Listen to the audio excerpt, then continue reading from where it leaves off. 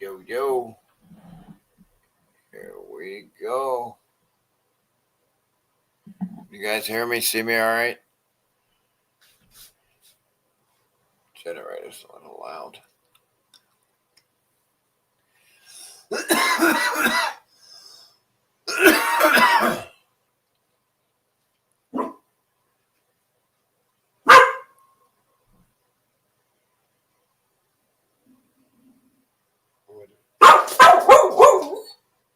Who could that be?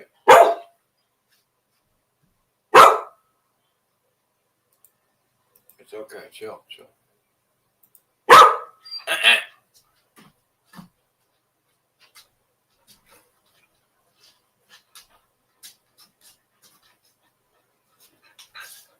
Hey, buddy. Hey. Come on.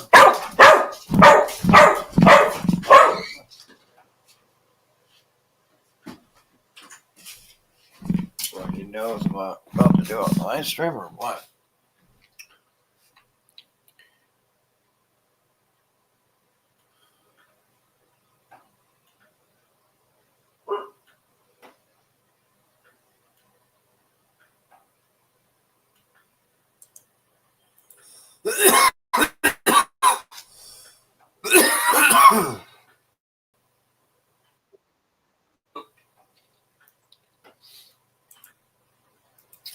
And we got some major problems with these flock cameras and data centers and mass surveillance.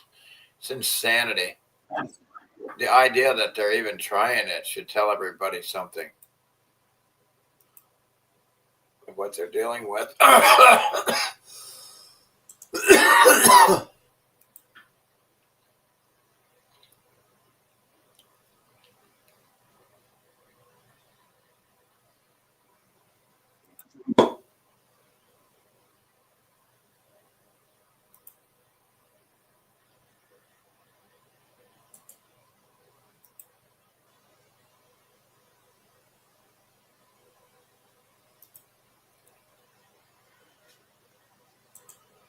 Man.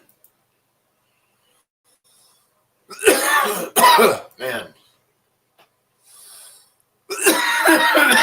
It's amazing the amount of money that government wastes is mind-boggling. And people are sitting here getting charged by government for stupid fees.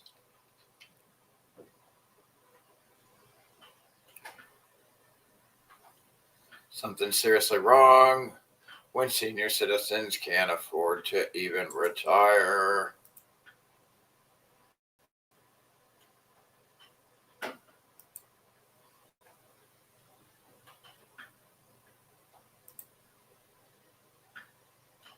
Holy shit.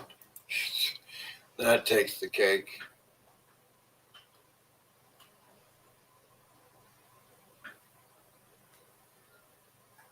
I told you guys Spain was cool. They even won the World Cup, and they edited / cropped Trump out of their fucking winning photo shoot because the dude's a creep, a stalker, trying to get in on somebody else's great moment is just stalker level, dude.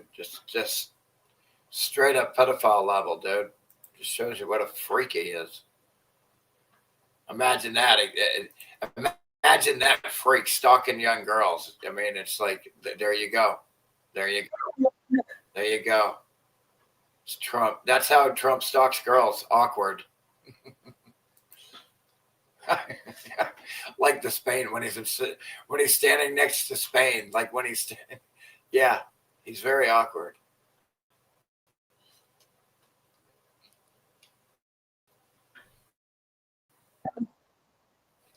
Oh my god, if I hear that dude again, I'm gonna kill him.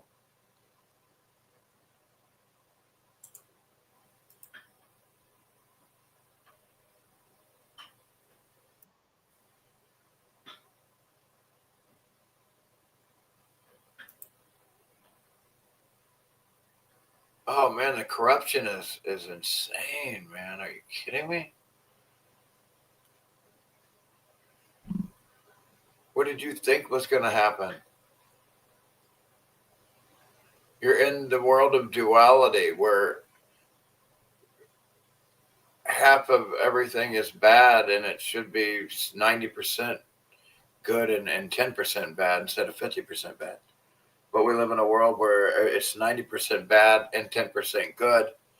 The mindset here and the duality. Let's see.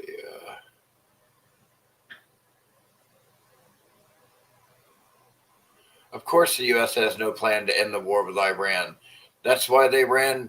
They had a war with Iraq for decades, so that the military industrial complex could launder and steal the Americans' people money, the middle class's money. That's why they're broke right now from all these wars. I mean, use your fucking heads. The people are too busy trying to survive, and they're too dumb as well to boot. So they don't have a chance to realize that they're getting fucked in the ass every day by the people that are, ruling over them when they have no right to rule over them in the first place. When you allow yourself to be ruled, what do you think is going to happen, man? I guess we're in the land of the retards or something. I don't get it, how they don't get it. What did you think was going to happen? What did you think government was going to be? What, your friend? You thought government was going to help you? Oh, you are so cute. You thought a bunch of rich, greedy, psychopathic pedophiles that lie, cheat, and steal, and rape, and kill were going to help you. That is so fucking cute. That is so fucking cute.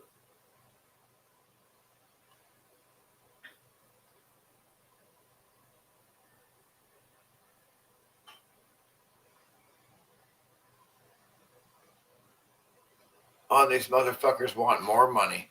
They want to steal more of your money for a criminal war that shouldn't exist when it should be going to your food stamps.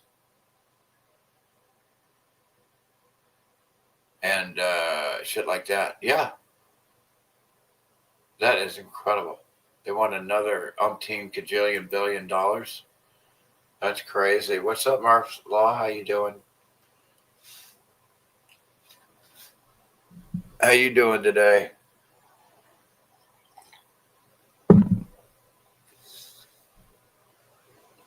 Towers to the motherfucking domes. Let me give you, let's see here. What do we got? Let's do the old towers to the motherfucking domes. We got that going on.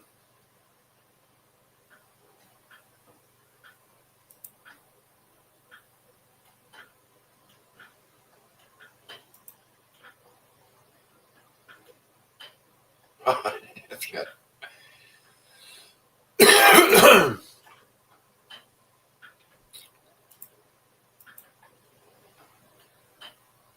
Towers to the motherfucking domes. Oh my God, stop. Beat it! Stop! Get! Oh my God, they roll up on the house like that, dude. Get off me, dude.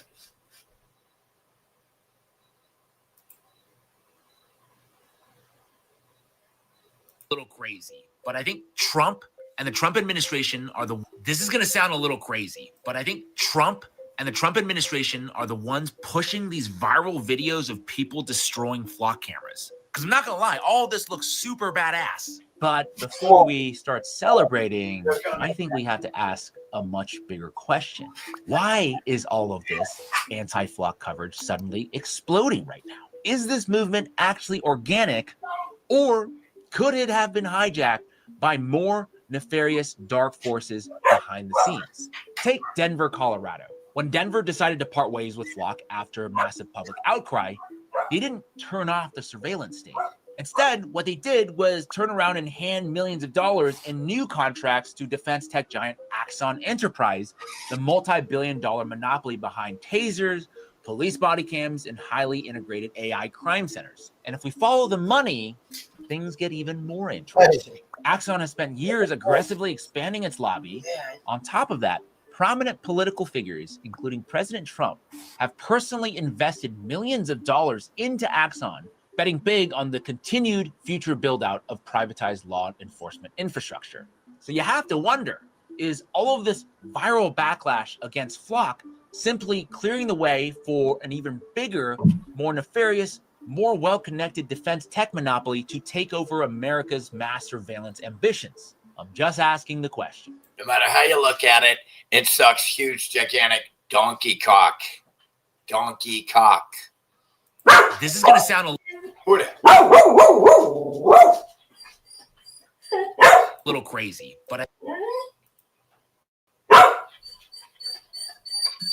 right, sure.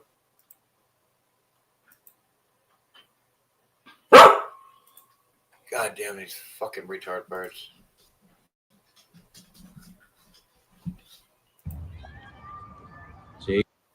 Jesus. It's 1, 2, 3, 4, 5, 6, 7, 8, 9, 10 cameras. So a few years back, I took a trip to China. And walking through cities like Shanghai or Beijing, the surveillance state is not subtle.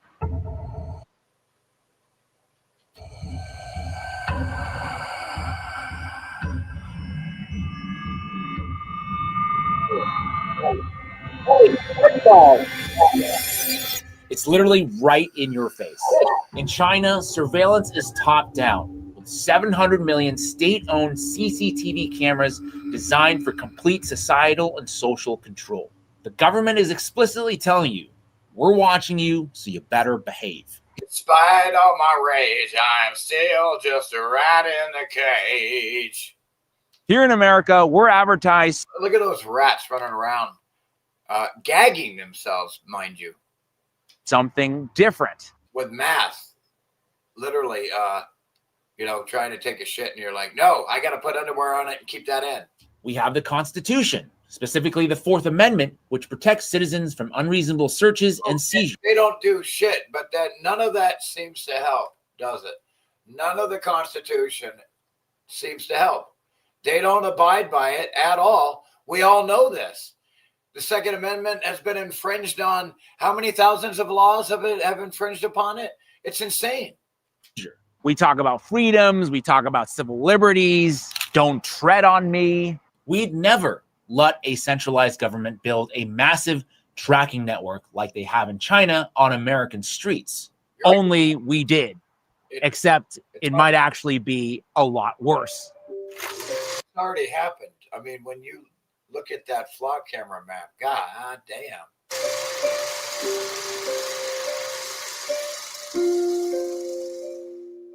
Okay, you're the CEO of Flock Safety. That's right. About 7 years ago, like a lot of people probably watch. Yeah, we're not watching all the any of this actually, but this is your how you call it.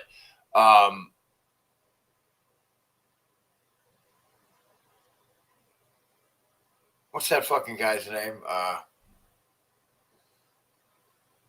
What the fuck is that guy's name with Facebook? The young kid? God damn it, dude.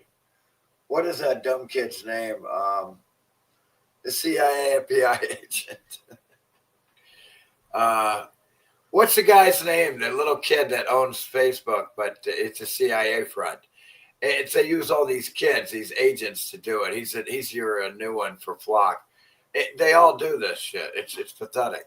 Watching a bunch of attack as if Langley, to quote-unquote safety, catch some bad guys. Founded in 2017 by Garrett Langley. Oh, by the way, their symbols is literally a liberty tree cut in half. Like, okay, they have a liberty tree.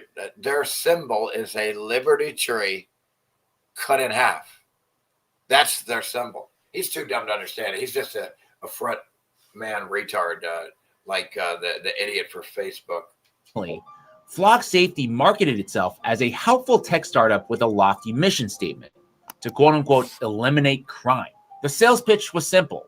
Whether you were a local police department, a homeowners association, a big box retailer, or an owner of a commercial strip mall, you could pay them just a few $1,000s a year for a sleek solar-powered ALPR, an automated license plate reader. To clarify, a few $1,000s per camera.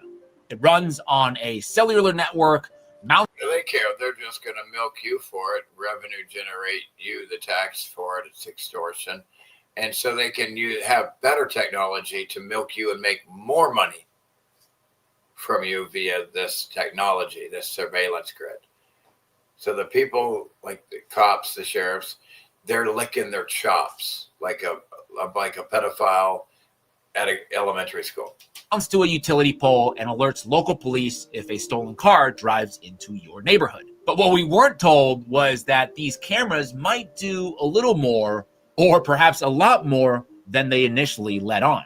Every single box feeds its data into a single centralized cloud platform called Flock OS. And while Flock initially insisted that they were just reading license plates to catch car thieves, they very quickly developed other features like its AI-powered vehicle fingerprint technology that catalogs your car's make, model, exact color. You got a fucking scratch on the left side here and then another scratch on your right, man. Fuck. Shade, roof racks, window decals, dents, bumper stickers, and much more. And then came the hardware upgrades. Pan, tilt, and zoom cameras like the Flock Condor, audio detection sensors to identify gunshots and other noises, and integration Condork with overhead police drone fleets. And despite early claims that they wouldn't build facial recognition. How are they not dead for this? I have no idea. But it's your intelligence. Your intelligence, pedophile sex traffickers are the ones that do all this shit. Flock has allegedly expanded into full biometric AI tracking. So we've got a Condor unit here. See the IR unit flashing. Yeah, you can see human motion setting it off. You can see the extra exterior modules for the AI processing and the video. The camera is much more robust as well. You can see me constantly setting it off as there's no cars coming in any way, shape, or form. Through software features like Freeform and integrations with third-party facial recognition databases, the police can now type in natural language prompts to search for specific physical traits, clothing descriptions, or match faces, turning what was sold to us as a simple license plate reader into an AI-powered human tracking system. And without passing a single federal law, without taking a single vote in Congress, or getting a single search warrant, Flock has quietly and effectively built an interconnected backdoor dragnet, installing over 110,000 cameras across the nation, capable of logging Damn!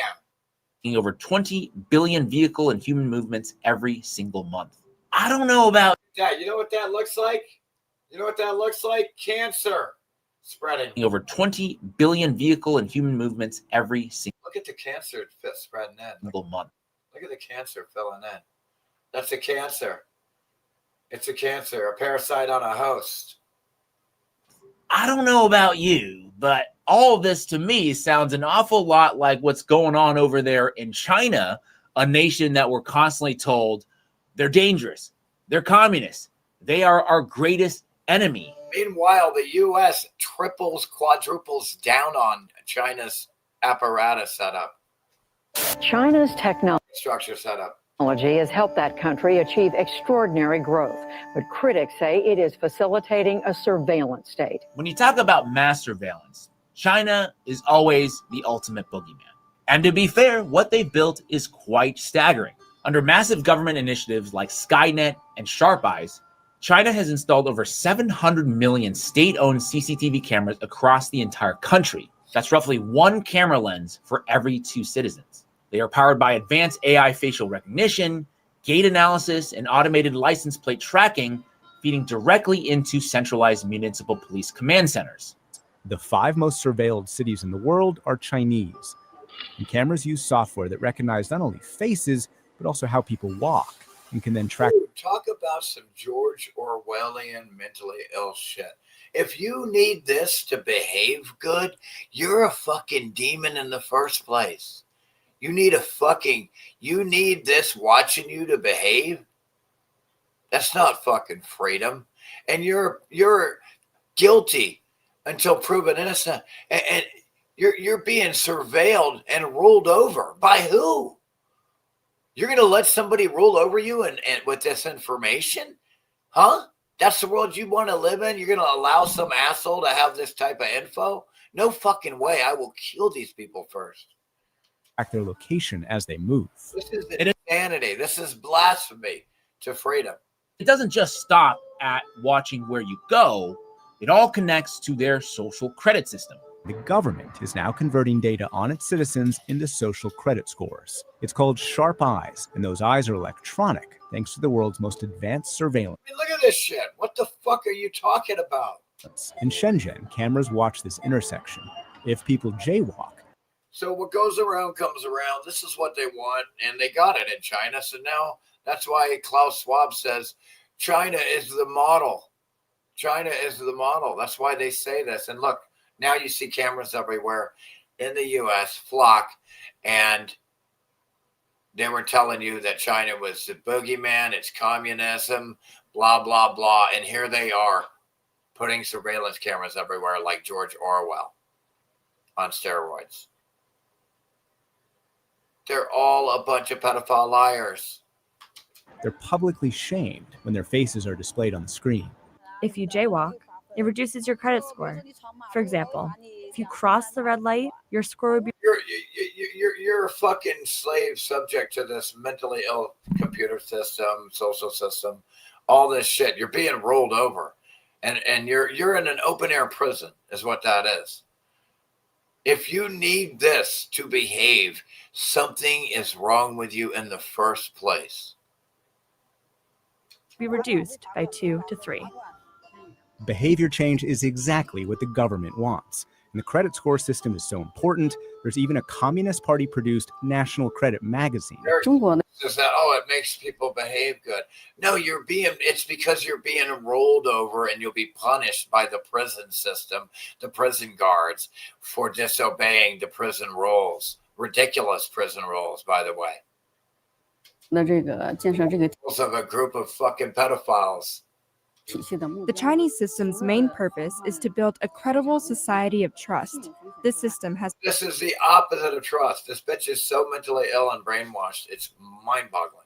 become an effective measure in our social governance. For example... You need this? You're being ruled over. You're in an open-air prison, dumb fuck. They're so dumb, dude. It's insane. On the bus, people with regular... For all of it, and in exchange, you give up a little bit of your privacy, or all of it, and in exchange, the state enforces strict social order and maintains a virtually zero crime society. And of course, if you disapprove of any of this, you will be doubly surveilled. There's no crime because they have a monopoly on force. That's why there's no crime. It's because they have a monopoly. They have a monopoly on force and everything. They have a monopoly on everything. That's why there's no crime, because nobody's going to disobey them because they'll get killed, and there's no freedom either. In Hong Kong, protest... Crime and there's no freedom. There would be no crime if you had a world where everybody had everything they needed in the first place, like it should be. Protesters say mainland China is exporting a system of surveillance. Although I'm wearing a mask, they're like AI tracking down our faces, and maybe they will just use computers and recognize us in maybe just 1 second, and having all our identifications and all our informations. We are scared about it.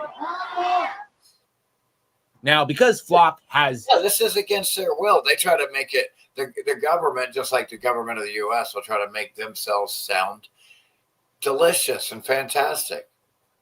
Zero judicial oversight. Propaganda. And no warrant requirement, police misuses set in almost immediately. Police officers are using those flock cameras for their own purposes. A police officer is caught using police cameras to spy on his mistress. According to the Fayetteville Police Department, the officers improperly used the license plate reader technology to look for relatives and acquaintances. Across the country, officers haven't just been using the multi-billion-dollar dragnet to catch violent felons. They've been caught using Flock to stalk ex-partners, track dates, and keep tabs on whoever they please, all without a warrant. And while Flock repeatedly promised the public that they weren't capturing sensitive personal data or building facial recognition, those promises proved to be complete lies. So we are getting this Flock camera and submitting this Connect 36295 Bluetooth signal. It will randomly emit that. You can see it right there. We observed it 32 seconds ago. I can start this back up and you'll see we'll observe it consistently. This specific unit is obviously set off by human motion. Whether that's taking a picture of me is questionable, but the IR element You triggered it. You triggered it. definitely That red light going, it's like the Terminator. Look, basically the Terminator. set off. You see that red light? Think that like the movie Arnold Schwarzenegger fixing to roll up on you. From human motion. As you can see, no cars are coming. First one. The rest of them I didn't even watch. They said the only good one is the first one. It's epic. Hidden side doors and back doors were also secretly built directly into the system, as recently revealed by a Cleveland City councilman. So here I am having conversations, and I believe that only Cleveland has access. And now we hear that there's a, as we're calling it now, a side door access to information, right? This is why nobody trusts Flock, right? Is because you have to find the answers on your own, right? I think everybody in the administration understands council's position on this, but yet every time we take 2 steps forward, we're taking 1 back because the side door opens. Worse yet, the technology itself is notoriously unreliable. Incorrect reads, whether misreading a single character, confusing out-of-state plates, or flagging a rental car as stolen, have led to innocent people being forced out of their vehicles at gunpoint by police officers. Can you come out to me, please? Yes. Okay, is this your car? It's complicated. Can I explain it? You can explain it, yes. I review cars for a living. I fly around the world and review cars. I have a different car every single week. The reason you have 4 cops here is because your license plate is registered as stolen license plates in our system. Are you serious? That's why Flock has been reading it, because it's popping up as a stolen plate.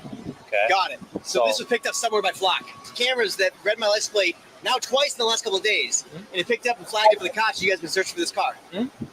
Unreal. Trail on Tuesday. This is another one. Like I said, we have cameras everywhere in that town. I'm not gonna watch the whole thing. We've already seen this. I've already shown this. They keep showing this goddamn thing. Camera footage of her car driving through town on the day of the theft and doorbell video of her stealing the package. The officer gave Elzer footage from her car showing that she never stopped to steal a package, video from a tailor shop that she visited near the scene of the package theft.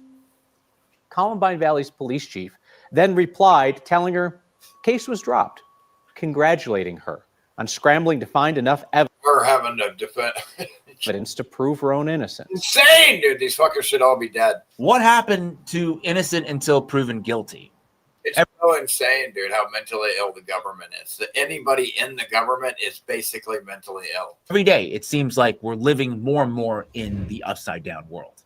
Fact is, despite whatever misleading statistics Flock might list on their website, 1 million cases solved or whatever, there's actually no statistical evidence that's ever It doesn't talk about the million problems that it created. been produced by independent peer-reviewed studies correlating the installation of Flock cameras to a reduction in crime. There has been documentation of the exact opposite, though, where Flock allegedly claimed that their cameras led to a reduction in crime, only for it to have actually gone up. The part that I think is very uncomfortable for many Americans to admit is, yeah, the Chinese, they do live under a surveillance state, but the central government... That's not freedom. Freedom is free of being ruled by this surveillance state. The CCP... Freedom means free of a surveillance state. That's what freedom means. It means free of a ruling class. It means free of being told what to do by a fucking stranger. That's what that means, aka the government. Actually delivers on their end of the bargain, which is strict public order and low crime. In America, we've ripped up the Constitution. We've thrown away our Fourth Amendment right for what? No, no, I didn't do any of that, you fucking mental midget retard. God, they're so fucking dumb, dude, these people, bro.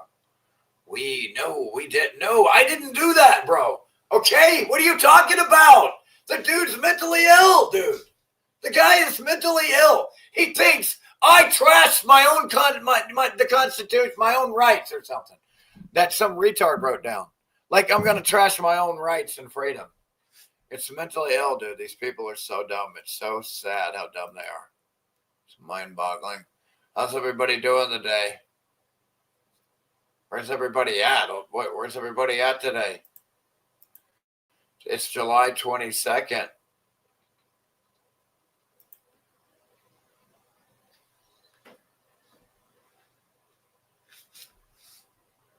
Fucking, let's see. Hump Day, Wednesday. Hump Day, July 22nd, man.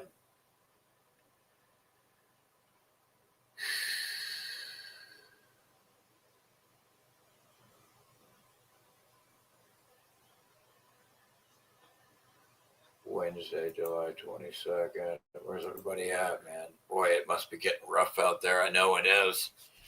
Let's see.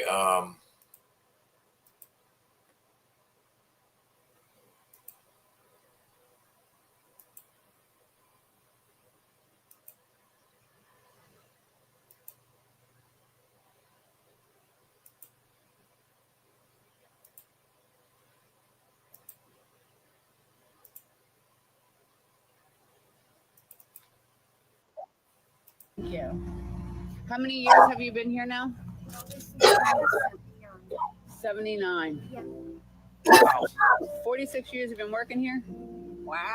I remember you from when I was a kid. That's crazy. It's almost a little bit sad, right? I mean, your retirement plan is kind of hoping a stranger's generosity goes viral. I mean, something is just fundamentally broken, especially because she's probably not in any managerial position after almost half a lifetime. I mean, it's insane. You know, it's broken about how we treat people who've spent their lives working at a single place. That's it, guys. If you haven't already, leave a like on the video, subscribe to the channel. Let's get into it.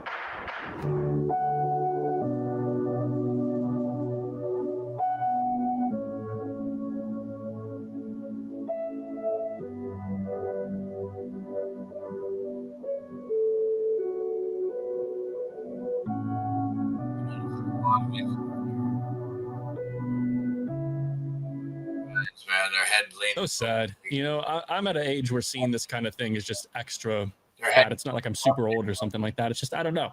You know, it's just, it's not a feel-good story about, you know, work ethic or anything, right? You know, this is what it looks like when a country, you know, decides corporations deserve tax breaks more than workers deserve dignity in old age, you know, good retirement opportunities and everything. It's so sad.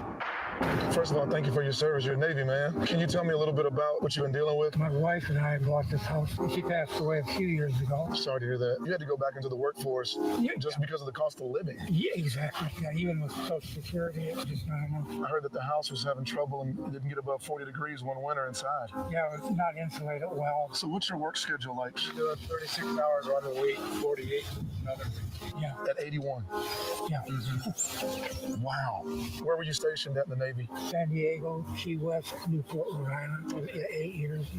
You went in there for something bigger than you. You have been chosen as one of the 50 veterans in 50 days in 50 states, my man. Thank you so much. So we're going to start a digital fundraiser online for you. It's called a GoFundMe. And we have 15 million people that follow. We're going to help you. Good. $5,000 today from Ryan Bartlett of True Classic is going to start it off. Ed Bambus also sent you $1,000. So this is a good day. This is a good day. Yep. He's going to change from here on out. Let's go. Yeah, kidding me? Can you show me just kind of what the house looks like? Would that be okay? Sure. So this is the oldest house in Aurora? Yeah, as you can see, it's in pretty rough shape. Yeah, but you're not able to work and provide for yourself and take care of this house. It's too much. Yeah. The house needs a lot of work too. More than the time, yeah. This is the time we need to be relaxing, finding things that you enjoy to do with the time that God's going to give you. I have a video from my friend Sam. Hey Bob, it's Samuel Wheelenhofer here. I want to let you know we are actually on a campaign to help 50 veterans in 50 days in 50 states. For the state of South Dakota, we are going to open a fundraiser to over 15 million people and try and help you retire. Oh, great. Thank you. Absolutely. Absolutely, man. Mr. Red, White, and Blue, lay down here the light. Mr. Red, White, and Blue, all these stars are stripes. Dang, 81-year-old veteran can't afford to live on what his country, you know, gives him after he served it. That's sad, you know, but we somehow find billions for corporate subsidies without blinking. It's absolutely good that they're doing something like this for him. Too bad it can't be done for every single one of them out there. Thanks to a recent viral video, this 82-year-old worker from Walmart can finally retire. Check out this next video. GoFundMe. The one lady, she raised $100,000 for this woman, and now she's got another one going, and she just raised over $50,000 in 4 days for another 82-year-old. Yeah. Now imagine that somebody raised that kind of money for you. This is for real. Yes. Oh, you better believe this is for real. You. It'd help you out a lot, wouldn't it? I can't thank you guys enough. Yeah, man. Come here, give me a hug, buddy. I'm gonna work it out for everybody, okay? I'm gonna get this going. How can I get so lucky? Your name on it for $108,682. And 85 cents.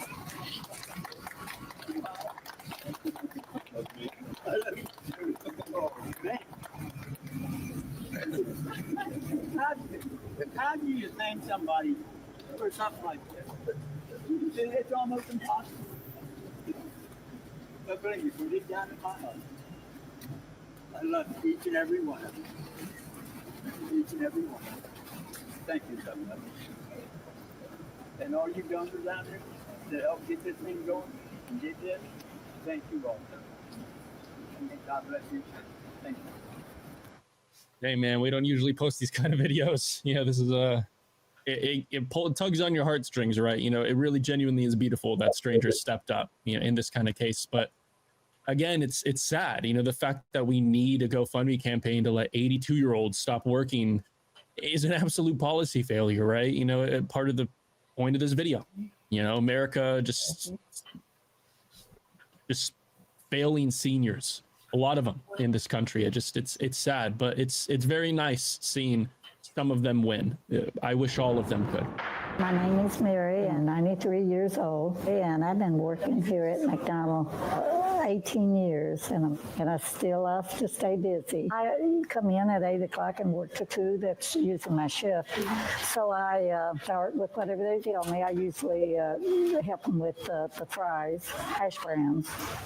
And then I go to the dining room and make sure it's clean and all, and wipe my tables and do the trays and fill up their sauces. Yeah, they say, well, why are you still working? A lot of my customers and all. And I just like to stay busy. My name is Tina Chavez. He likes to stay busy for 18 years. I am from the Tesson Ferry McDonald's. I've been working here for about 10 years now. Because she's broken, lives in a world that's fucking broken, and it's not an accident.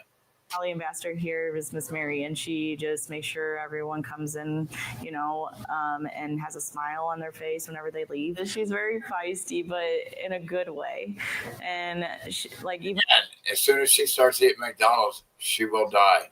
And that's the reason she has lived 93 is because she doesn't eat it. Our younger crew know if Miss Mary says something, then she means business. I mean, obviously everyone's younger than her, but everyone is just, that's my grandma. I'm going to listen to her. I've worked around people for a lot of years, and that was my career, just working with people. I think it's good for everybody to do something, you know, and everybody's got their own things they like to do. I've had my friends to say, how can you work around people? You know, a lot of people can't do it. They're not a people. Yeah, you know, I'm really glad she loves her job, and I'll touch on that in a second. But and it's genuinely wonderful to hear that. But you know, let's obviously not pretend her situation represents everyone we just saw who clearly can't afford to stop. And there's definitely a lot of circumstances where, and I'm sure some of you watching now, maybe you have older parents, grandparents, some who've passed, some who are still here, et cetera, et cetera. Maybe you're wondering for yourself as you're getting older. There's a lot of people who like to stay busy. You know, they like to keep their mind busy. They like to keep active, and that's because, and this is a very. Well, they should have tons of chores and hobbies to do in their own land, on their own land, and at their own houses with tons of, you know, I mean. That's all been taken away. It sucks, man, that you have to do it at a fucking corporation for McDonald's. Really? Psychologically serious thing I'm about to say. You can't do it on your own land, on the farm. What farm? Say, for a lot of people, if they don't keep their mind busy, if they don't keep them... Folks, if it doesn't go back to the way it used to be when I was growing up, when the middle class was thriving and everybody, and I mean everybody, had land and they were growing food on it, man.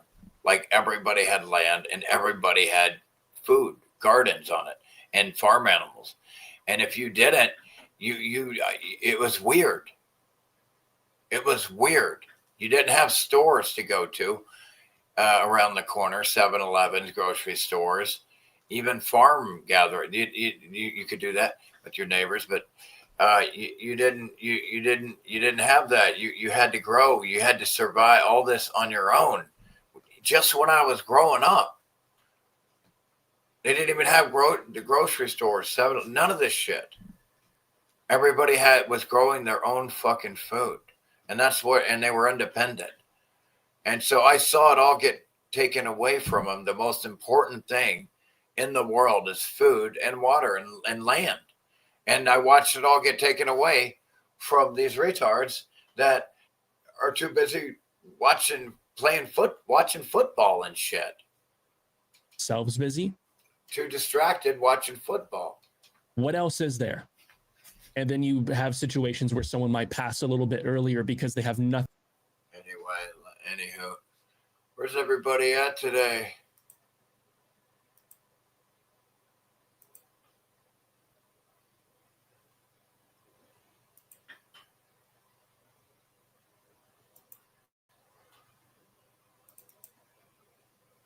Hey there, friends. Last time we tallied up some costs from the Trump administration that Trump has been costing you, the Americans, so far. And a lot of comments were left. We're talking about thousands upon thousands of comments on my last video when we were talking about the cost of tariffs, the war in Iran, and of course, tourism. Now, a lot of those comments said, hey, Harry, there have to be more costs associated with the Trump administration so far. And you know what? After going through your thousands of comments, looking at thousands of data points, I have to say, you're right. And I decided to break it down into 3 other categories. DC projects for Trump's mentally ill ego.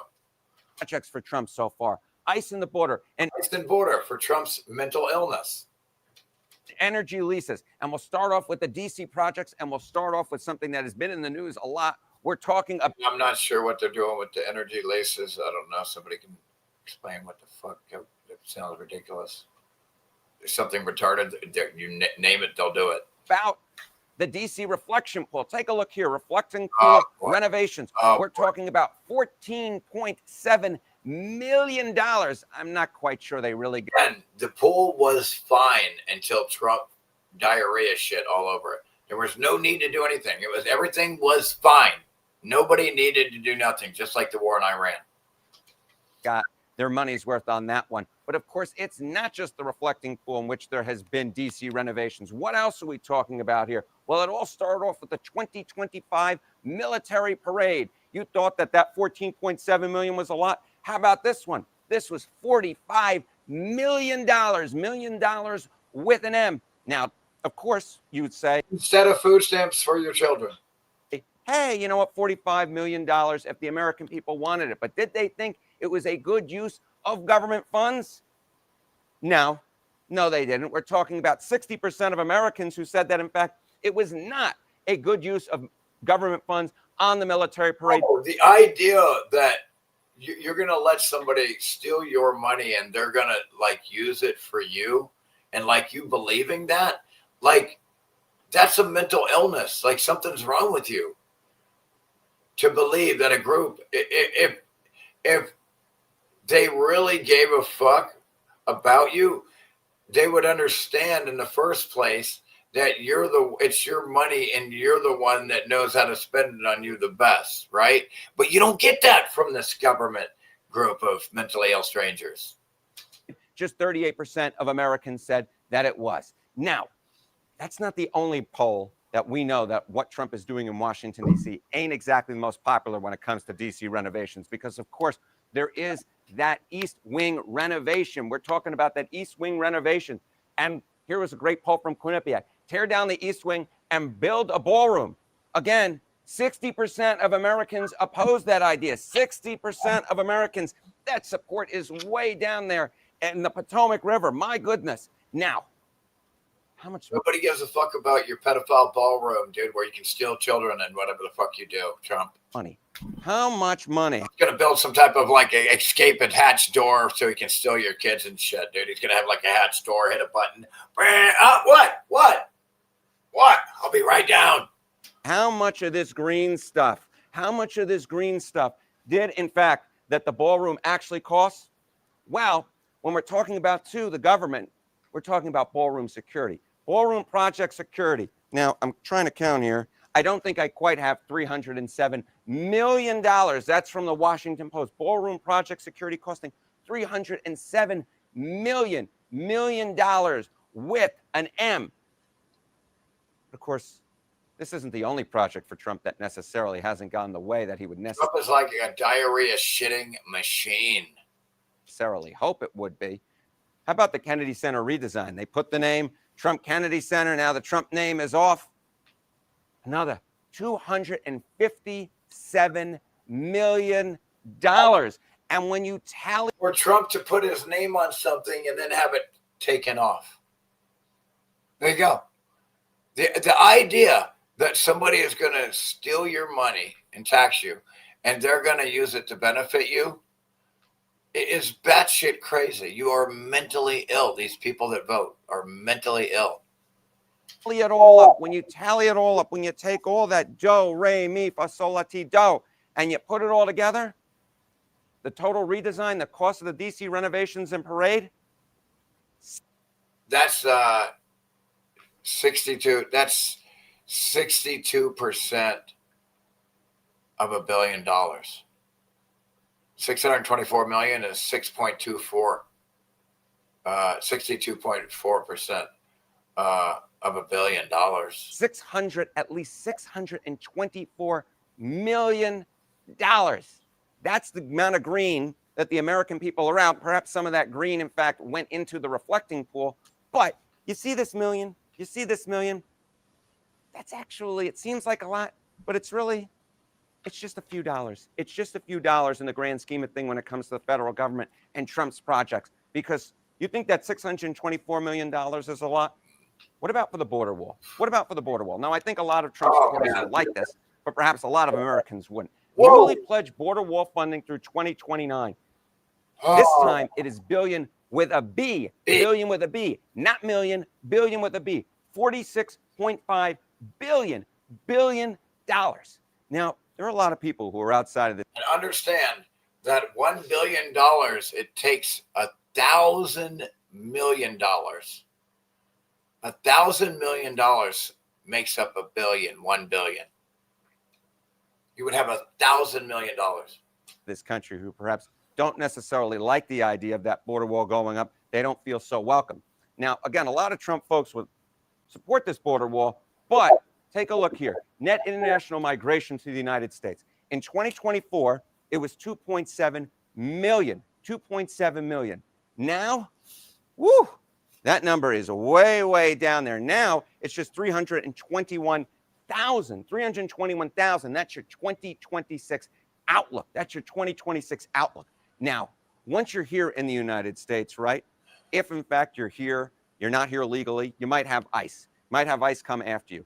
But a lot of Americans have turned against ICE. Yet, despite that, the funding for ICE, way, way up. Way, way up. Look. Is there a bunch of fucking criminals? At this. Ooh. Increased ICE funding through 2020. All that is money that is stolen. None of that is necessary. All of that should have gone to food stamps. Every penny. I can't even watch this pedophilia shit by government. It's so ridiculous. What's up, Bub Scat?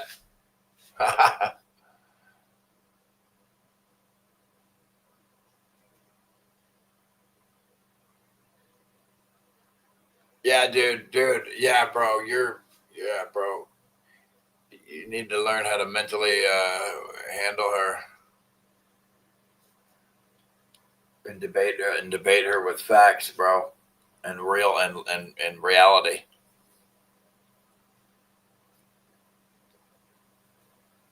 Yeah, I know. It's nuts, dude. I know. Where's everybody at today? What am I? I'm sorry I didn't shave. Sorry. Hey. didn't shave. So what? It does look really bad. Yeah, I mean, damn, when I don't shave, I look like I'm 100 years old. It's rough. It's rough. Simply because of the color.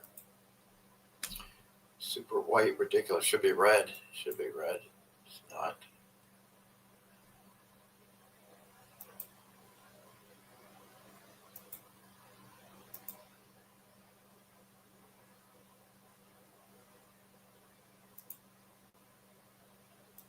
Lot of warehouses to turn into ICE detention centers, I noticed something weird. Many of these warehouses had been sitting on the market for years, and now DHS was buying them at a massive markup. Like this warehouse in Socorro, Texas, that sold for 1,000% above its recent valuation. Kristi Noem once championed this program, but now that she's out, the DHS Inspector General just launched an investigation into these warehouses. To understand what was happening, I reached out to Michael Riston, a former military analyst who has been tracking ICE warehouses on his site, Project Saltbox. ICE doesn't necessarily want to be using warehouses. The plan came from folks very close to the White House who were sitting on properties that were causing them losses every year. And the decision was to buy them.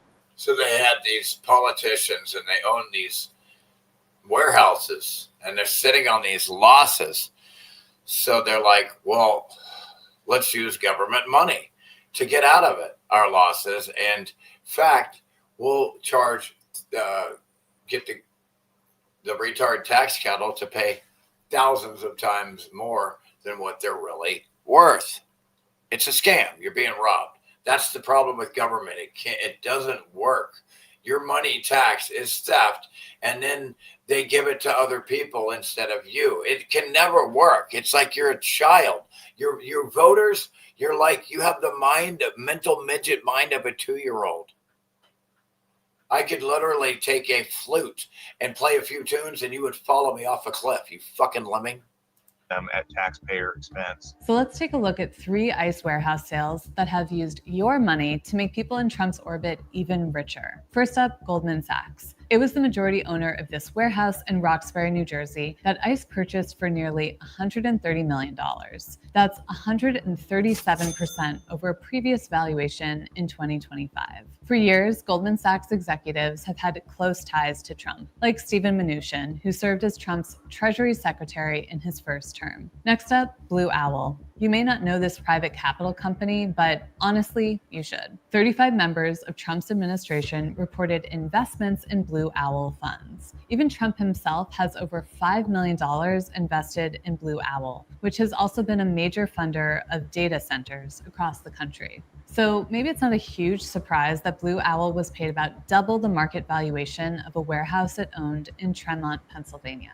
And then there's Deutsche Bank. Through a series of subsidiaries, Deutsche Bank owned a warehouse in Salt Lake City that ICE is now planning to turn into a facility with about 10,000 beds. With their DHS markup, Deutsche Bank essentially pocketed nearly 50 million more taxpayer dollars than if they had sold at market value. Deutsche Bank has loaned Trump about $2.5 billion over the past 2 decades and had 40 different accounts with none other than Jeffrey Epstein. Even though these warehouses haven't been converted yet, Wall Street institutions have already cashed in. And the reality is that other Trump-connected contractors are already profiting off of ICE detention facilities with inhumane conditions. What we're seeing happen now, you know, I never in a million years envisioned seeing this happen on U.S. soil. Never once. The nearly $1 billion spent on warehouse purchases is just a fraction of the $38 billion that DHS has to build out a mass detention system that could hold nearly 100,000 people. So it looks like there's a lot more of your taxpayer money to go around. When DHS bought up warehouses to turn into ICE detention centers, I noticed something weird. Many of these warehouses... Everything's corrupt. Everything is fucking corrupt. It's ridiculous.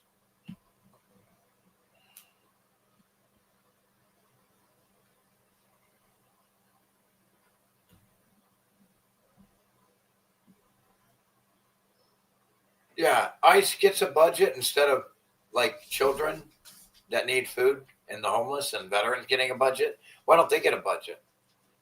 Right? Yeah, dude, I don't know what to tell you. I wish I could give you the right advice. If I knew what to tell you, I'd give it to you, Chris. I have no idea what to say.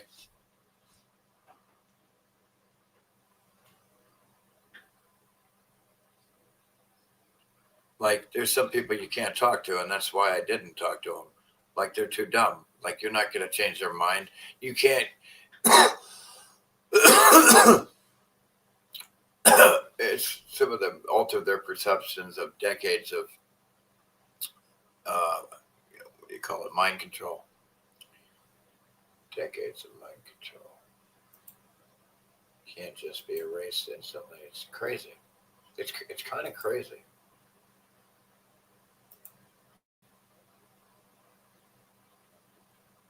Announced zero tariffs on any American goods. Yesterday, Israel announced zero tariffs on any American goods. Oh, wow. Thank you so much, Israel. We just give you billions and billions of dollars in foreign aid, and you still have tariffs on our goods. Wow, you're such a great ally. Oh, thank you. Everybody's patting Israel on the back today like, wow, look at how great of an ally Israel is. See, they're taking the tariffs off. Are you? Oh. Yesterday, Israel announced zero tariffs on any American goods. Oh, wow. Let's hear this thing. Thank you so much, Israel. We just give you billions and billions of dollars in foreign aid, and you still have tariffs on our goods. Wow, you're such a great ally. Oh, thank you. Everybody's patting Israel on the back today like, wow, look at how great of an ally Israel is. See, they're taking the tariffs off. Are you kidding me? My God, how cucked are you? We give... Cooked. No, he said cucked, not cooked. These idiots that write this shit down, this AI shit. What? How much foreign aid to Israel every year, and then they still tariff our goods? That's fucking crazy, dude. That is crazy. And then they still use us to fight their wars? And you're going to sit here and say, ooh, thank you, Israel. Oh, my gosh. Ooh. God, it's embarrassing. Shameful. That is pretty ridiculous. So pretty ridiculous. It's like, yeah, I mean, a lot of people are really gonna suffer and hurt real bad because there's many a slip between a cup and a lip.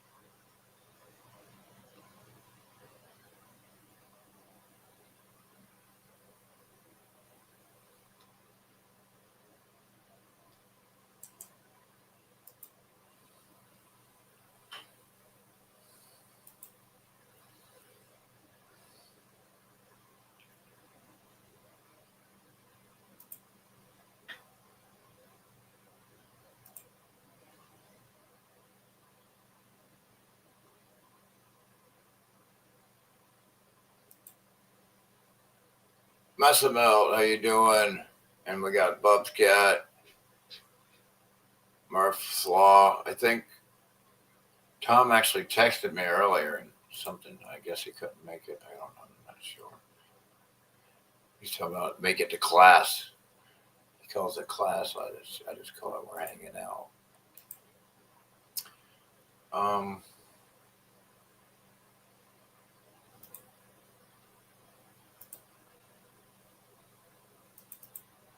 Donald Trump has restarted the U.S. war against Iran. The U.S. military Central Command, or CENTCOM, boasted of bombing many new targets in the country, and Trump boasted that the U.S. will, quote, hit Iran hard, end quote. This came just 1 month after the U.S. and Iran sounded like some gay shit. Signed a memorandum of understanding to try to end the war, and Trump sent U.S. Vice President J.D. Vance to participate in negotiations with Tehran. The U.S. government acted like it did want a peace deal to end the war, but if you followed U.S. foreign policy at all, you would know that this was always deeply suspicious, because just last year, in 2025, Trump claimed to be participating in negotiations with Iran, and right in the middle of those negotiations, the U.S. and Israel launched surprise attacks against Iran. This came just a few months after the U.S. government brokered a so-called ceasefire in Gaza, but then Trump gave Israel the green light to violate that ceasefire and restart its war against the Palestinian people in Gaza. So the message coming out of Washington is very clear. The U.S. government cannot... It wasn't a war. It didn't start its war. It continued its genocide. ...be trusted, and Iran cannot negotiate with a party that does not actually take any negotiations seriously. The U.S. government is not committed to peace. There's a pattern here. The U.S. has constantly violated every major agreement it has made. Of course, this would not be a surprise to Native Americans. Over centuries, the U.S. government violated pretty much every treaty that it signed with Native American tribes, and Iran is now seeing the exact same thing happen today. However, as I'll be explaining in this analysis, the U.S. has no way out of this war through the use of military force. Even mainstream Western media outlets have acknowledged that Trump has no path to victory. Even the New York Times editorial board admitted in mid-June, when Trump signed the initial MOU with Iran, that the U.S. had lost this war. And yet now Trump is desperately trying to restart the war, even though he's digging himself deeper and deeper into a crisis that he's not going to be able to extricate the U.S. from. Because, as I'll explain in this analysis today, Iran has significantly more leverage than the U.S. in this conflict, and Iran can continue moving up the escalation ladder, whereas the U.S. only has a few options, and all of those options are likely to make the crisis even worse. And of course, we're speaking here just a few months before midterm elections in the US in November. And it's likely that American voters are going to punish Trump for not only starting a totally unnecessary war of aggression, but continuing it again and again for months with no way out. Now, so much of the US war against Iran has revolved around the Strait of Hormuz. If you follow this conflict at all, you have doubtless heard this phrase. This is a very narrow body of water that is located right off the coast of Iran. And before the U.S. started this war in late February, about 20% of the global... It was wide open and everything was fine. ...traded oil supply passed through this... Literally, Trump created this problem that didn't exist. Everything was fine. Trump murdered children in Iran. Created the problem. Problem, reaction, solution. The Hegelian dialectic. Wake up, people. Go away. Beat it. Narrow strait on a daily basis. Now, after the U.S. and Israel launched this war of aggression against Iran in late February, Tehran responded by shutting down the Strait of Hormuz. So in response to that, Trump announced a blockade of Iran's blockade of the Strait of Hormuz. It's like... I'm 2 years old. Are you? Let's see. I'm a 2-year-old child. Trump is like a 2-year-old child here. And then, after a few months of the conflict, in mid-June, the U.S. and Iran signed a memorandum of understanding, and Trump said that the U.S. military would end its blockade of the Strait of Hormuz. Well, 1 month later, U.S. Central Command announced another. It's 5 months later. It's 5 months at 12 billion a day, whatever a billion a day, folks. Instead of your children eating and the homeless and the veterans and the people and the poor and the poverty, getting help, the help that they need, Trump is blowing your money away. He's pissing it away. He's like diarrhea shitting everywhere with your money, wasting it. Military blockade of the Strait of Hormuz as of the 14th of July. The U.S. military strategy is to try to prevent Iran from exporting any oil, because Iran, like most of the countries in the Persian Gulf, is a petrostate. The government relies very heavily on revenue from selling oil and natural gas. So CENTCOM announced that it is restarting the naval blockade of Iran in the Strait of Hormuz.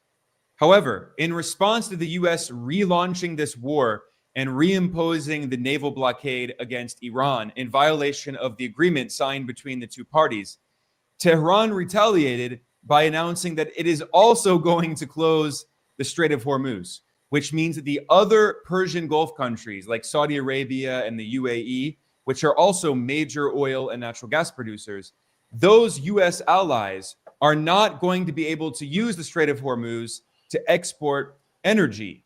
So it's not just Iran that is impacted by this blockade. And of course, all of the countries in the region rely very heavily on oil export. So this is really hurting the economies of all of the Persian Gulf countries. And this was totally unnecessary because the memorandum of understanding signed in mid-June had reopened the Strait of Hormuz. Iran was allowing ships from other countries to send oil through the strait with. And it was reopened again. And then again, Trump blew it and had it closed because they fucking pedophiled out, because that's what pedophiles do. Without any obstacles. And it's not just that. After the U.S. military started bombing Iran once again, Tehran hit back at the U.S. allies in the region, hitting countries like Saudi Arabia and the UAE and Bahrain, which host U.S. military bases. Obviously, Iran. If you allow the military to use your land so they can attack your neighbor more conveniently, you gotta die too. Like, I would kill the fuck out of these retards. Iran doesn't have the military ability to hit the continental United States on the other side of the world, so it's retaliating in self-defense by Iran. I would kill the fuck out of these fucking retard neighbors, hitting U.S. allies and sites used by the U.S. military in the neighboring countries. And when it comes to moving up the escalation ladder here, Iran has significantly more leverage than the U.S.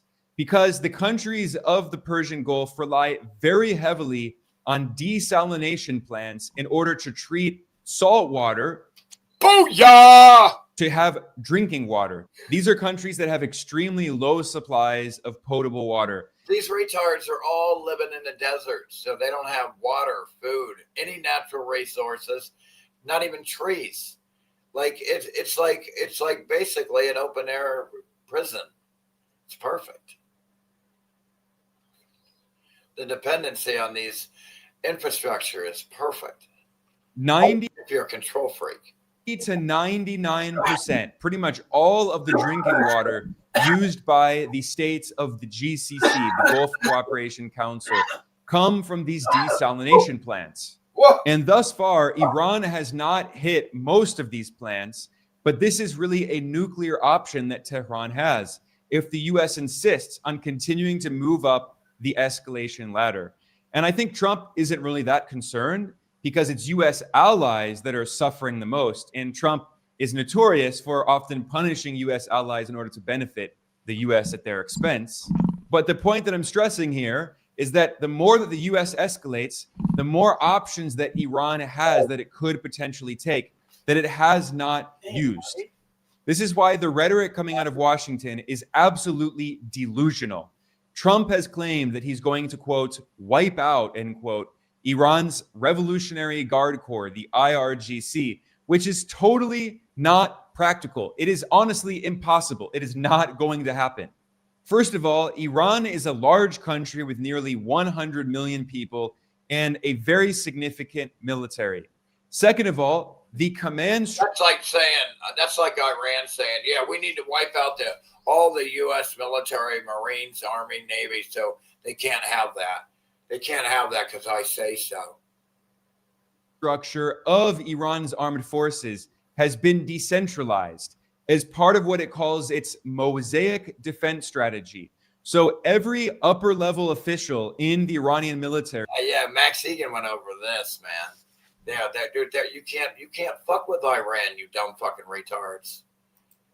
Has three or... They got the mosaic defense strategy. You can't fuck with that shit. 4 people designated below them, and if the official above them is killed by the U.S. or Israel, those designated appointees will take the place of their superior. So the way that the Iranian military operates is that it can withstand these large so-called decapitation strikes carried out by the U.S. and Israel. The Iranian military is built... We know it's a waiting game because this is a criminal, illegal, unpopular war, and they're running out of money. Iran, all they have to do is sit back and smoke cigars or whatever the fuck you want to do. I'm just using that, and wait it out and watch Trump, make a fool, an ass of himself. Built to survive a long-term conflict. We're not just talking about a few months. We're talking about years and years. The Iranian military will be the last institution to be destroyed or collapse. So Trump is completely delusional. He has no idea what he's talking about. He's like a mental ill patient just escaped from a mental institute, and he's out there fucking, whatever he does. About here. Moreover, the U.S. military CENTCOM keeps boasting about how it's bombing all of these Iranian military sites. But the reality is that the character of war has changed completely. We're no longer in the 20th century. We're in an age of technological war and drone war. I was a kamikaze pilot. They gave me a plane. I couldn't fly it. Taught me how to take off, but don't know how to land.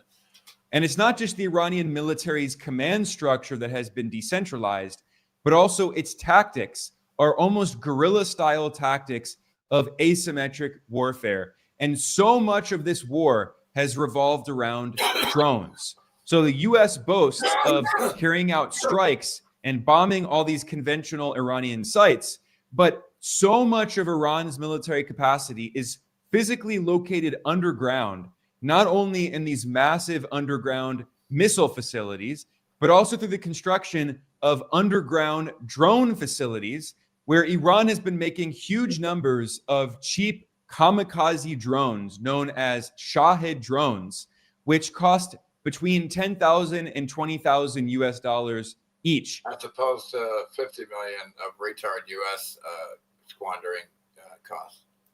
These are the size of cars, like a sedan. So these are massive flying cars, basically, that ram into targets and blow them up. Yeah. It is impossible for the U.S. military to stop this, given how decentralized the command structure is, given how decentralized the drone production is. Iran doesn't need a large conventional military like was used in World War II. Iran can shut down the Strait of Hormuz with a few dozen drones. It's impossible for the U.S. military to stop this. These factors together explain why it was widely admitted by Western analysts that Iran won this war when many people thought that the war supposedly had ended in mid-June when the U.S. and Iran signed the MOU. This is why the New York Times editorial board, the most mainstream media institution in the U.S., admitted that the U.S. lost this war that Iran won. And yet here we are in mid-July, and Trump is now restarting the war. And even the Financial Times, the major British newspaper, has acknowledged that Trump has no path to victory. Honestly, the US has no plan other than just bombing stuff once again, like it already did for months. I want to read a few quotes from this report in the FT because it's very revealing in how openly these Western media outlets are acknowledging that the US has no plan. This is what the FT wrote. Behind Trump's bravado, it remains unclear how the US president will limit the economic, political, and diplomatic costs of the latest escalation, particularly as the midterm elections loom, and those will be in November. And the FT quoted a Republican political strategist, an ally of Donald Trump. Keep that in mind. His name is Ron Bonjean, who said, quote, Trump has seemed to come to the end of his rope on Iran. Reality is setting in that this is going to take a while. It could be months or years before this conflict gets resolved, end quote. The FT also quoted a... And they're going to use your money, billions of it per day.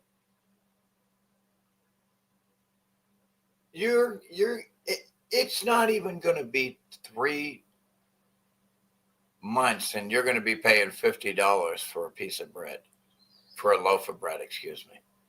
$50 for a loaf of bread in 3 months, you idiots. At this rate, watch this. Maybe a little less. What's the loaf right now? It'll be $50 soon. Former U.S. government official who worked for the Pentagon. Yes, they're squandering your money. They keep blowing your money every day, billions and billions of dollars for a war you don't need. Instead, you need that money, but it's also devaluing your dollar every day. You try to go to the grocery store, the prices have to go up because the value of your dollar has gone down. Who acknowledged that this war has become all about the Strait of Hormuz, which, by the way, was open. It was fucking open, dude. Open before the U.S. started this war of aggression. But Trump originally claimed that the war was supposedly about Iran's non-existent nuclear weapons program or about Iran's ballistic missile and cruise missile program. Those issues are no longer even really being discussed. Everything is now about the Strait of Hormuz. But again, I have to keep stressing this point. What is so insane about all of this is that the Strait of Hormuz was open before the U.S. launched the war, and then Iran reopened the Strait of Hormuz in June. And it was open again! And Trump diarrhea shit all over the place and got it closed again. Somehow he got it open. I don't know how, but that's it now. June, after the U.S. and Iran signed the memorandum of understanding, which Trump tricked him into that understanding nonsense. Trump just so they can attack him again. Just violated unilaterally, and that's why Iran once again closed the Strait of Hormuz. So if the U.S. wants the Strait of Hormuz to be opened, it has to make a deal with Iran. There is no alternative. Trump cannot bomb his way out of this situation that he dragged the world into in the first place. And by the way, while we're on the subject of extreme U.S. government policy in terms of the Strait of Hormuz, I should point out that when Trump relaunched the war against Iran and the U.S. military announced that it was restarting the naval blockade of Iran, Trump declared that the U.S. government is going to be charging a 20% toll on all ships traveling through the Strait of Hormuz, which is hilarious because just a few weeks before, in late June, U.S. Secretary of State Marco Rubio said that no country will be allowed to charge a toll on ships going through the Strait of Hormuz. It's international waters. They can't charge a toll, but we'll charge a 20% toll. It's like they're so mentally ill, these people. Well, that's the law. It's an international waterway. No country is allowed to charge tolls or fees. So there he is trying to charge a 20% toll. They're mentally ill. They're mentally ill. Look at this fucking retard. On an international waterway. That's existing international law. That's the way it is. That's the way it is. You can't do it. So, but he's allowed to do it. He can do a 20% one. He's God. You're God. You're a ruler. Because you need a ruler. You need an imaginary friend. Waterways. You need imaginary beings to rule over you. You're too dumb. You're too dumb to fucking think for yourselves. All over the world, and that's the way we expect it'll be here. Now the US is doing exactly that. And what's even crazier is that Iran's proposal of charging a maintenance fee in order to maintain the Strait of Hormuz was $1 per barrel of oil that is transferred through the Strait of Hormuz. That is equivalent to a roughly 1% fee for the tankers traveling through the strait. Trump is now charging a 20% fee, way more, significantly more than Iran had even been proposing in the first place. So once again, we see how every accusation made by the US government about an enemy country is actually an admission of what the US government itself does. The hypocrisy is absolutely endless. But in other words, every accusation by the US is really a confession.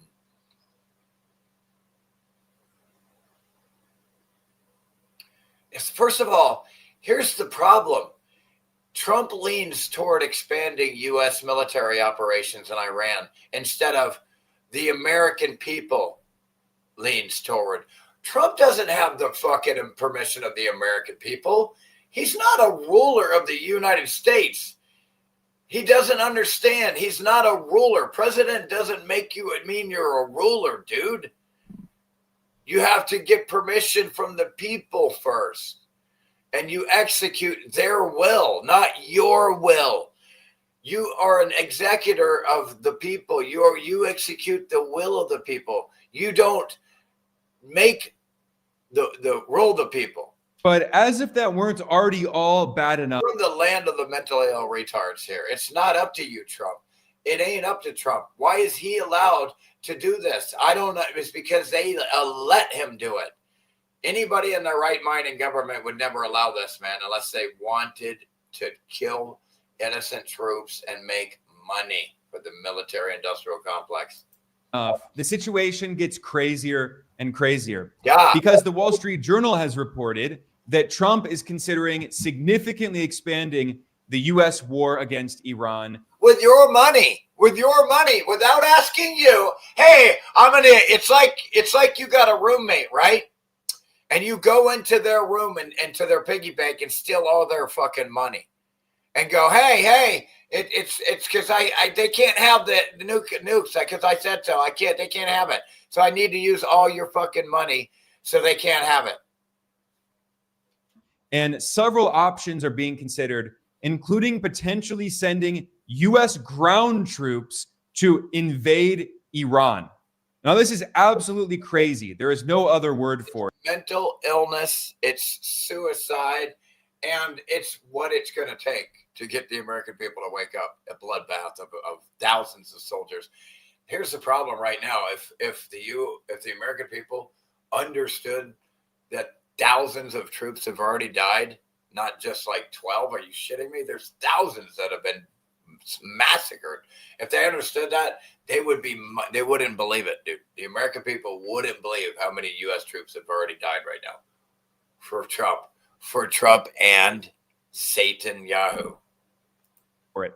Iran is a massive country. It has a population of nearly 100 million people, and it's significantly larger than other countries that the U.S. has invaded in other wars of aggression, and the U.S. lost those wars. Iran is nearly 4 times the size of Iraq. Iran is 2.5 times the size of Afghanistan, a country where the U.S. waged war for 20 years. They overthrew the Taliban, and then they left, and the Taliban is back in power today. So yeah, for 2 decades, the military-industrial complex scooped up all your money, and you got nothing out of it. Taliban are still there. You got nothing. Zero for your billions of dollars that they stole from you. You retards in the middle class that have been wiped out. You're all dead already.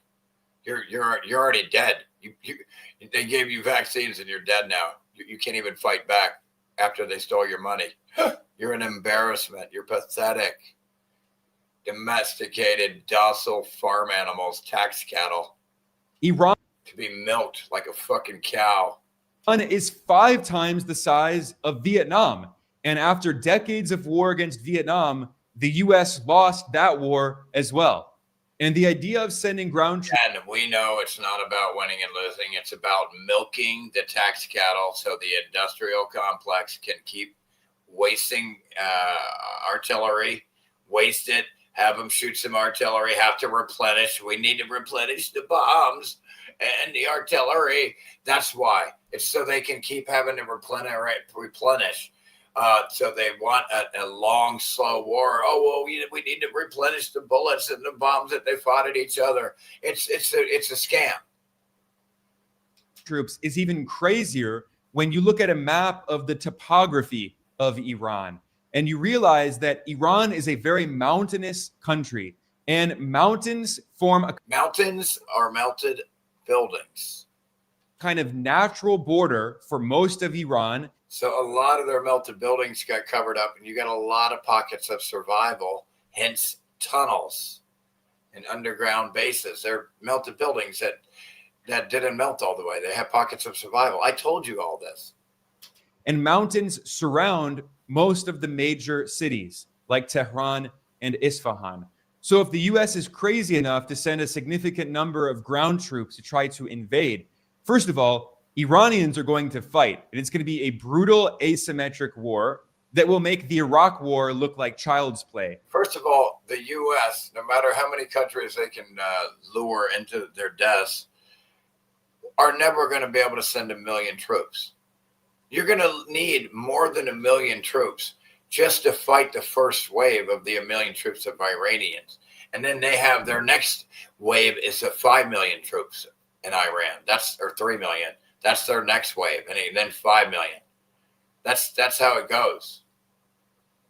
And second of all, it would be extremely difficult for the U.S. to invade in the first place because U.S. troops would be sitting ducks if they try to enter through the Strait of total suicide. Total. This is like Trump's using literally knowingly, overtly knowingly using U.S. troops as cannon fodder here at this point. Of Hormuz, which Iran effectively controls. And the only other way that the U.S. could try to invade Iran, realistically speaking, would be through the eastern border because it's the only border that's not completely mountainous. He just wants to create some type of, emergency situation where he can claim powers that aren't his to claim in the first place. But in order to do so, the U.S. would have to invade from either Afghanistan or Pakistan. And obviously, the U.S. just lost a 20-year war in Afghanistan. It's not going to be able to invade from there. And it's very unlikely that Pakistan would allow the U.S. to use its territory to invade its neighbor. The Pakistani government is pro-U.S., but that would be catastrophic. They would also drag Pakistan into this war, which Pakistan doesn't want. Pakistan was trying to broker the peace talks between the U.S. and Iran. So the idea of sending ground troops is just absolute insanity. Now, U.S. military strategists obviously realize this. So one of the possibilities that they're discussing is a limited, in scare quotes, U.S. invasion where the U.S. sends troops to try to take over some of the strategic Iranian islands in the Persian Gulf. Especially, there's discussion of a U.S. military operation to invade and take over Karg Island. It's the dumbest fucking mentally ill shit you could ever imagine. He's wasting billions of dollars on this mentally ill shit for nothing. You don't have the right to tell anybody that they can't have nukes or whatever the fuck. They don't even exist. And you're going to tell somebody what they're allowed to have, bro. Like, you don't have authority. You don't have this right. And the idea that you think you do makes you mentally ill, Trump. And this is very important. And in spending that money on this instead of feeding children here and veterans and homeless here in the U.S., that's mental illness, man. I can't believe Trump's not executed right now. For Iran, because they execute that fucking retard. When is Iran going to assassinate that piece of shit? That diarrhea shit stain. Because a lot of Iran's oil exports are physically stored on Karg Island before they're shipped through the Strait of Hormuz. But this is also madness because They've been publicly discussing this for months now. Yeah, you don't think Iran is I obviously am gonna prepared bless you. for a fight over Karg Island. So this would be very bloody if U.S. troops act. It would be a bloodbath. In fact, I would sucker him. I'd lure him in. Here, go ahead. We got a lot of donuts back here. Yeah, duck your head up in here. Boom, boom. Yeah, man. I mean, tell them. Go ahead. Go ahead. Try to get your Karg Island. Go ahead. Go ahead. Get about 500,000 troops in there so we can slaughter them. Actually tried to take this island, it would cause significant casualties, and a lot of people in the U.S. would protest and rebel, including Trump's own Republican Party base, at U.S. soldiers who are losing their lives to try to take Iran's oil. I mean, the symbolism of that, the imagery is just absolutely crazy, and how absurd and blatantly colonialist and ridiculous all of this is. And thus far, I haven't even talked about another major problem in all of this, which is that the resumption of the U.S. war against Iran has caused oil prices to once again skyrocket. The oil price is now around 84 US dollars. Before the U.S. launched this war, it was around 60 US dollars. Now, it hasn't reached the previous peak during the war, which was more than $110. But still, there's a very real possibility that as the U.S. continues to escalate this war, and if the U.S. considers some of these crazy ideas like trying to seize Karg Island, this will likely cause the price of oil to spike even more as global investors and... Which is what Trump wants. Everybody knows Trump is long oil like Jeff Berwick. Speculators fear that there could be a significant shortage of oil caused by more war in the Strait of Hormuz, where, again, 20% of the globally traded oil passes through. This could cause a significant disruption to the global oil supply, right at a time when many people were expecting that that disruption would end because they thought, naively, foolishly, that the U.S. would actually broker a deal with Iran, as Trump claimed that he was going to do. And that's just the price of... Everything Trump says is basically a fucking day trading scheme at this point. It is pathetic. How do they get away with this shit is beyond me. Mind-boggling. Fuck this place. Oh, hey, what's up, Evaldas? Yeah, fuck these pieces of shiites. Dog shit motherfuckers. How you been, Evaldas? What you been up to? I hope you're doing better than me, bro. Except for it's the de-aging. Boy, it's detoxing out my lips. It looks horrifying. I ain't worried about it until I'm healed up. I got a long way to go, so I ain't worried about my looks, that's for sure. Not even shaving, for fuck's sake. But it's everything here, man. It's all by choice in a way.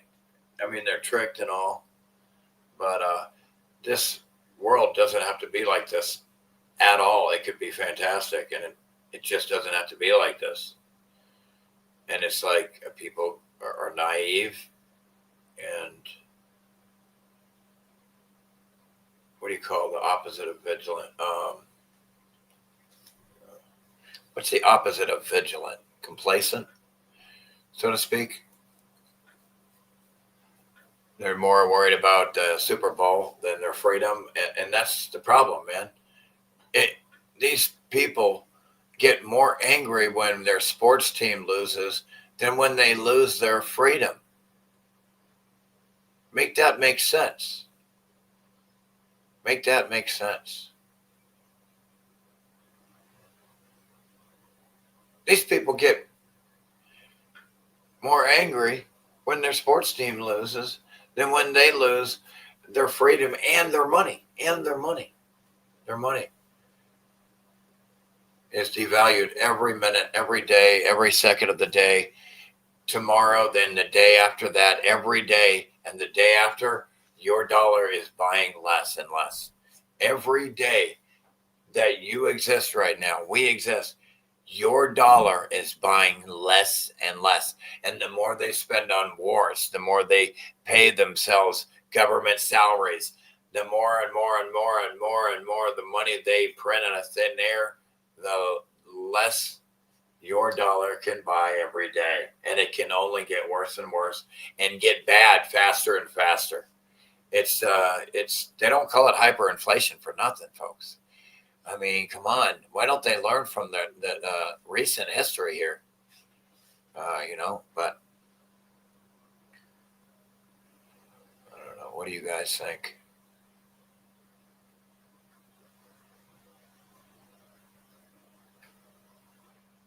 It's lit. You think it's lit? I do too. I don't matter order, but whatever. I use the comments in my order that I want to use them. I love it. You're lit too, buddy. You're lit, Evaldas, for saying, just for using the word lit, you're lit. You're the first one that started saying that shit.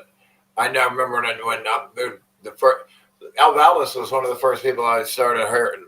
It was one of the first people I ever heard started using regularly lit. And what else was it? Anyway, yeah. That's why I knew about it before everyone else. Okay.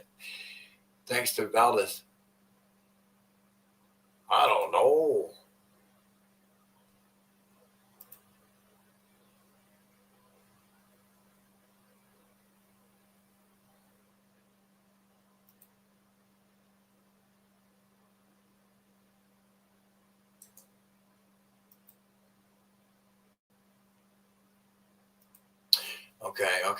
Okay. I got another one here. We got another one!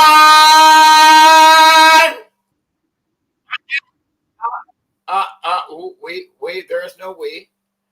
See, these retards, man, they love to say we. It's not your government. See, when you hear somebody say we're doing this and that, and he's like talking about the government doing it, see, he doesn't understand it's not his government yet. These are mental ill retards. These are like what you call like mental midgets, mentality of a 2-year-old child, voters.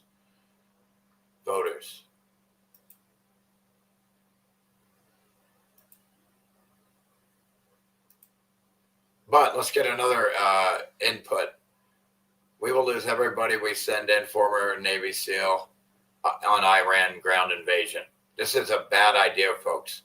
This right now, what Trump has been doing, what Trump has been doing, illegally stealing your money for the military-industrial complex. Every day he's been stealing money and giving it to the military-industrial complex instead of you. Here, you have it, pedophile, buddy, military-industrial complex. That's what Trump's saying every day. Instead of you, the people, and your child having food stamps, military-industrial complex gets your billions. Into Iran, I think that we will lose everybody we send in. The more that if we went into Iran, I think that we will lose everybody we send in. The more that we send in, the more that we'll lose. And the Iranians have been very open about saying so. That come on. Yeah, but like we got a lot of donuts back here. Duck your head up in here. Duck your head back. We got a lot of donuts. On in. We welcome you.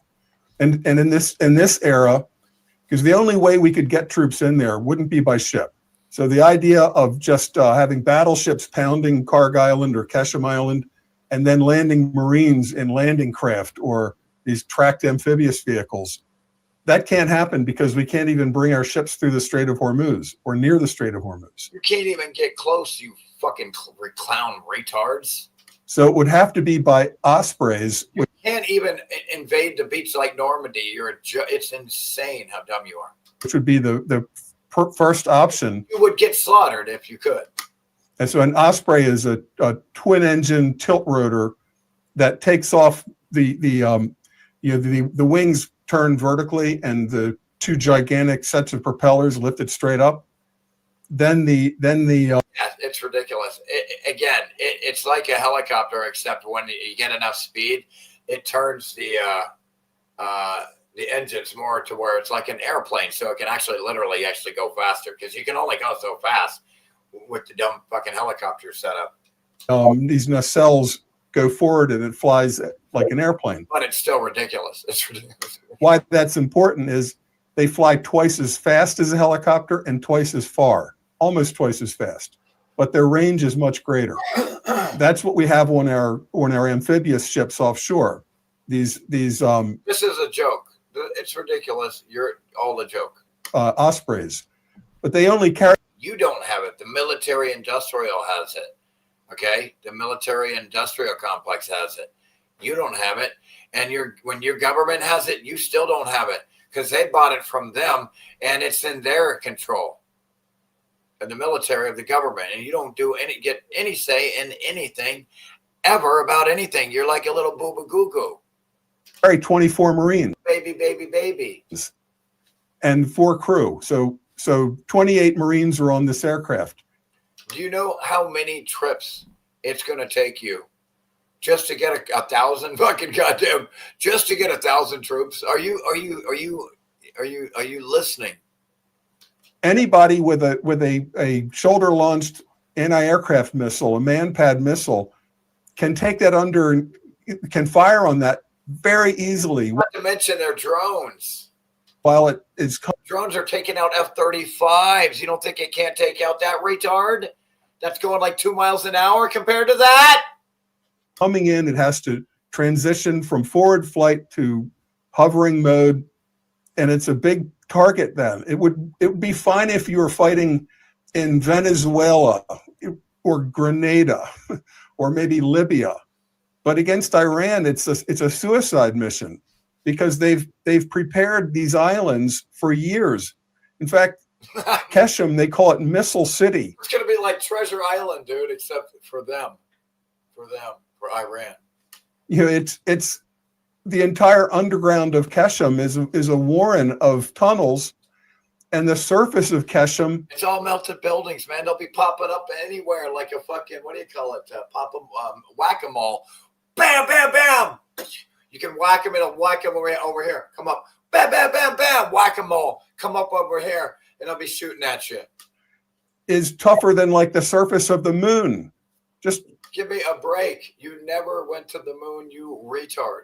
Anybody can look on Google Satellite View and go down to Street View and virtually drive around Keshem Island and think you're a Marine. You've got to attack across that terrain. It looks like another planet.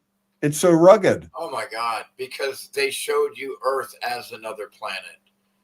That picture they show you of Mars other time is right there in, Devon Island, you retards. God, I proved it. It's already been debunked. Where they showed you, where they were pretending it was Mars. It's on Devon. Y'all remember that shit? It's pathetic. Like, people just forget the truth a lot. When we debunk everything, they just ignore the debunking and just keep with their lies again and again.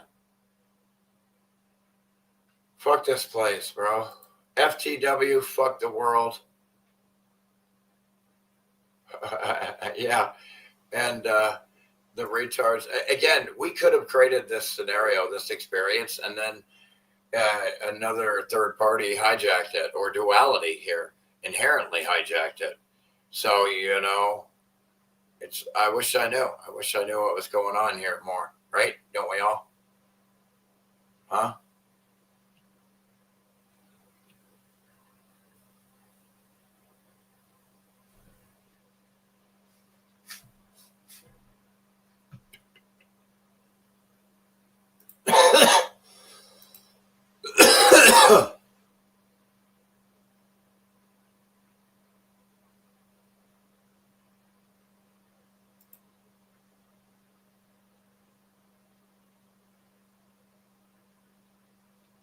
Yeah, no shit, bro. I don't know what to say, bro. It's hard to know. Yeah, why would it be able to get hijacked? I don't know what I'm. Don't listen to me, bro. I'm a retard. Yeah, it should have been created impossible to hijack, but who knows? Maybe it is, and it's part of the experience. And you know, it's like, how can you appreciate? Anyway, I don't know. I mean, like, it's the contrast from the bad to the good thing. Is, I mean, if you don't know how bad things are, how can you appreciate the good when it really happens as much? I have no idea. I have no idea. Sounds stupid. That's the only thing I can come up with, though. it's the bad before this, gets real bad, and then maybe it gets good. That's all we can hope for. But at this rate, from what I've seen, even just studying the recent history before me, that I can prove is, man, these fuckers don't wake up no matter what. It's a bad dream, man. Like, the people here are like, it's like are they for real? Are they really this dumb? Or are they fucking, I don't know, man. I don't know how everybody here is this dumb, bro. All they've done is watch TV their whole lives. And they've literally gotten a monopolized in, government, corporate indoctrination, brainwashing their whole lives. And then when you go on the internet and talk to other people that have broken free from it and they've seen, reality, and that's not your reality, it seems crazy to them. Anyway, yeah, that's it in life, man. Suffering is not life, folks. It's not appreciating life. It's suffering. Speaking of suffering, can somebody donate so I can get some goddamn fucking food, man? I am fucked, man. It sucks. If one thing you're going to see is me getting really, really skinny. Real skinny, because I ain't got no food. Nobody will donate. Thanks to those that have. Don't get me wrong. I'm not saying I'm not grateful for the donations I got in the past. But yeah, I don't, yeah. You're going to see me getting really skinny, dude. Like Nazi camp, concentration camp, skinny, just kidding. Like German civilian population, open air prison camp, skinny. Like, this ain't nothing yet, man. I'm kind of, nah. If it keeps going like this, I'm going to be fucking suffering. I'm going to be really, really not eating much. If the donations keep coming like this, because the more everyone else suffers, the less donations I get. It's just how it is. So, yeah.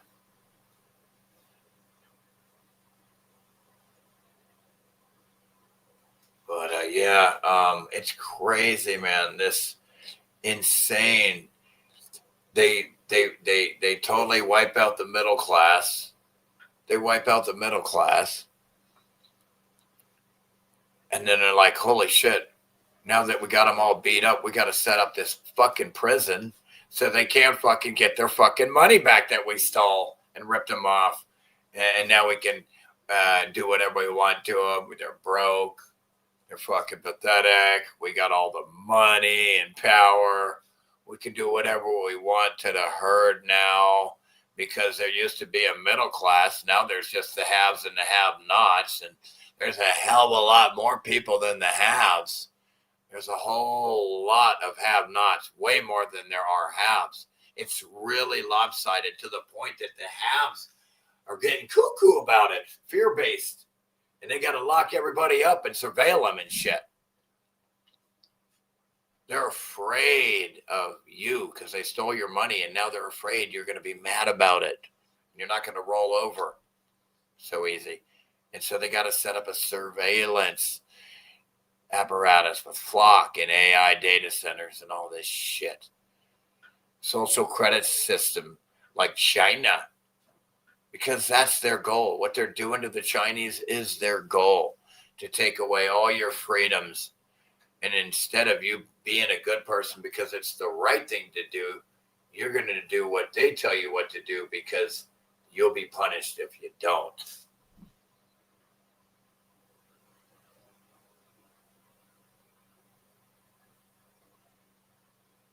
I don't know why that beard doesn't grow in thicker. It's really thin and weak looking. What can you do? It's always been thin. Thin beard. Call me thin beard. White beard. Can't even call me red beard anymore. Fuck me. God, it was killer when it was a red beard, let me tell you. It looks completely ridiculous white. It turned early too. My fucking beard started turning white when I was young, man. Not that young, but I mean, still.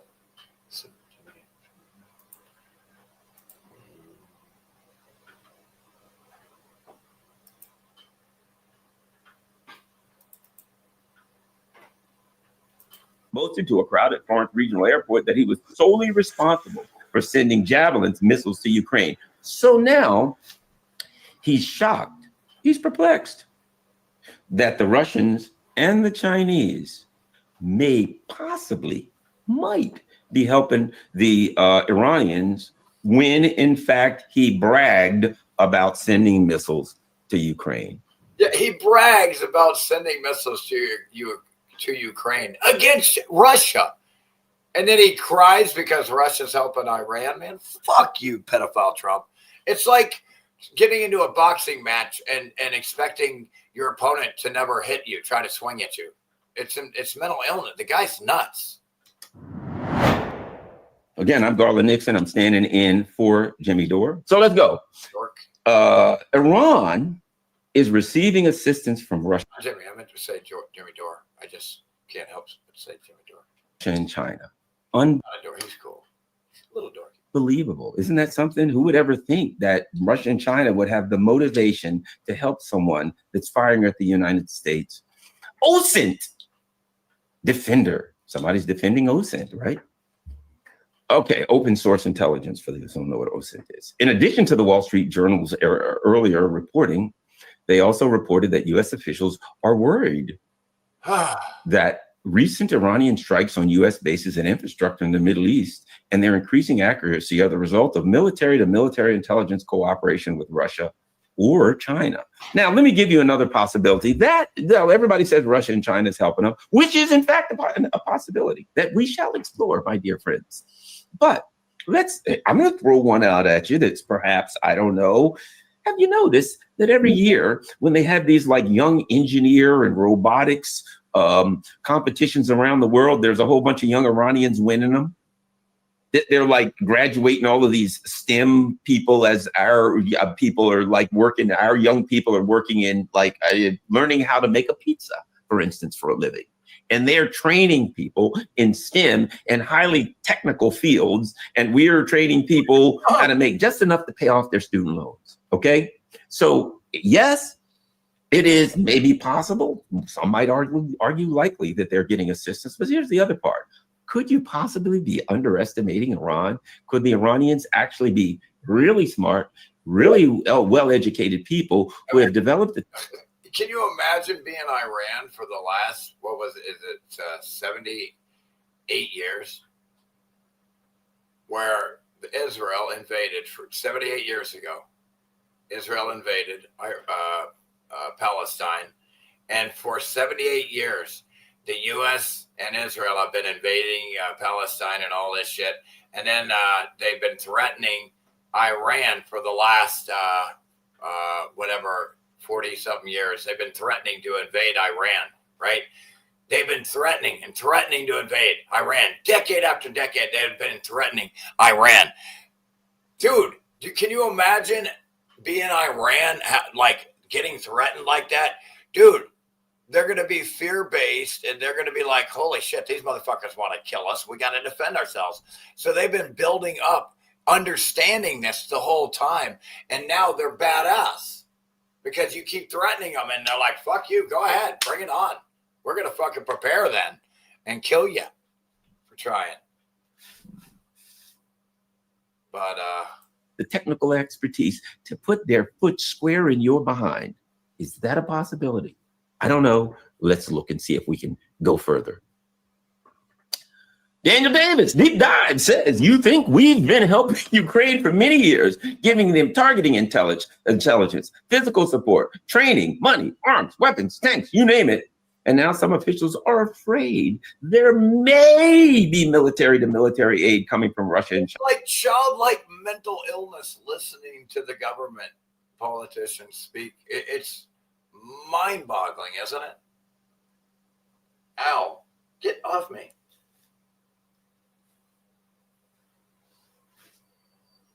Oh, God, fuck you now. Not that. Golly.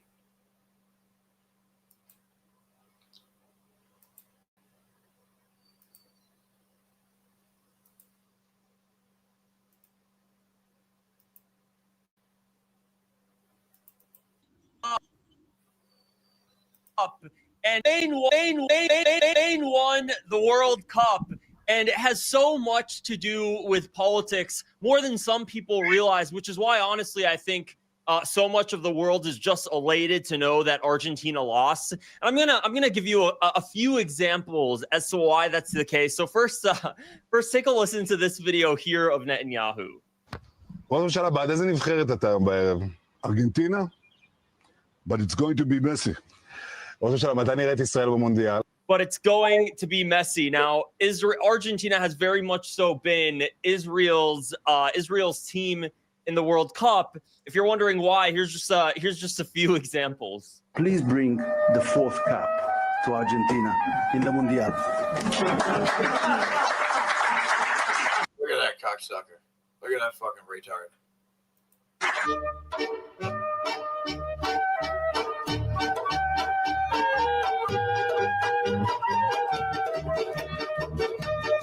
So I think you guys can start to understand why. Now it got pretty insane. I mean, even Ben Gvir, who's really, I don't know, people think Netanyahu is the worst you can think of as a person, but unfortunately the spectrum is endless and it just keeps getting worse. And Ben Gvir is like, there's a lot of these Netanyahus in Israel. There's more of them. It's nuts. I know. Definitely as of public figures at the very far end of the spectrum. So here's him actually just rooting for Argentina. That's why this got 4.1 million views on X. It's because people know this guy as the most despicable creature.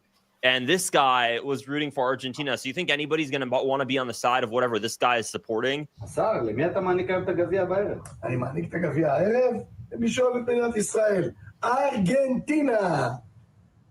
Yeah, absolutely not. Luckily, Argentina lost. Now, there's so many more videos I want to show you guys of the ambassador of Argentina going to Israel, meeting with Israeli politicians, giving them Argentina jerseys. Like, the Israelis love Argentina, and it's because Javier Milei, the president of Argentina, incredibly close to Israel, incredibly close. At the UN, he's right there along with the United States, consistently voting against any UN resolution that condemns Israel. He's actually in the process of converting to Judaism.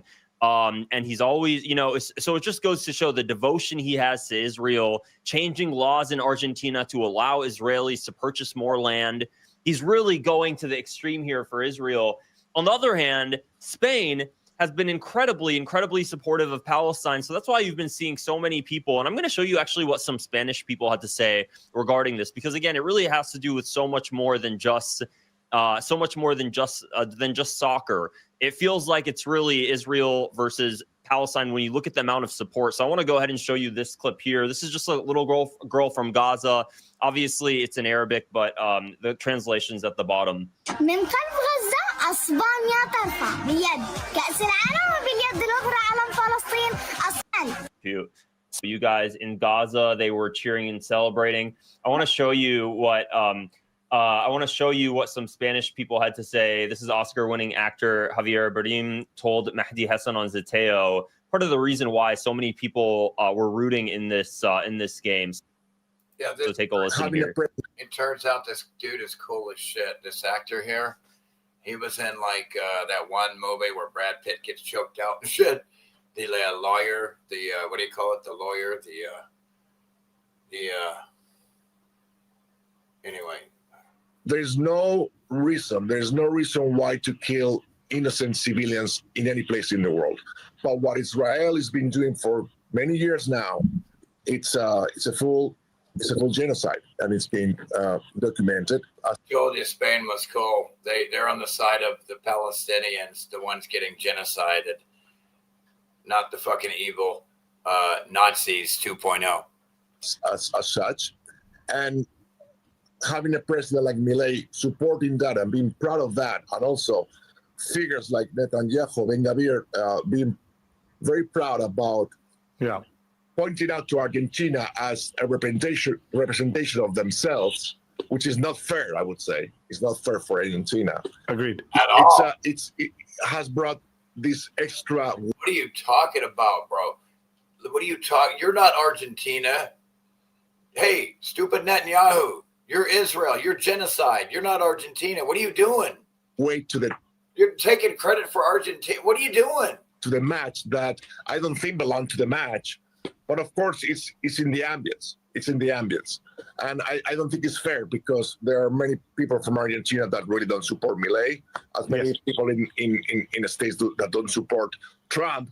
Which, by the way, you are right. He wanted to be in the picture, but it was great how these players who was looking at him like, no, we have to make the picture without you. And until you leave, we're not taking the picture. So he had to leave. And I was very proud of that as well. It was so I want to go ahead and actually a few things. I want to talk about what he just said. One is that, yes, it's true that not every Argentinian person supports Israel. That's very, very obvious. I mean, here's an Argentinian lady saying exactly that. Come on, Palestina! No Argentinian, that is a real Argentinian, supports Israel. Don't believe our president that has been put with. Don't believe our fucking president. We don't support Israel. We support Palestine, Palestina. Money there because we don't support Israel as this conquer that has been going on a massacre in Palestine. So for those who don't know too, actually I've made several videos I think now on Argentina regarding the fires, and then I interviewed an Argentinian journalist before.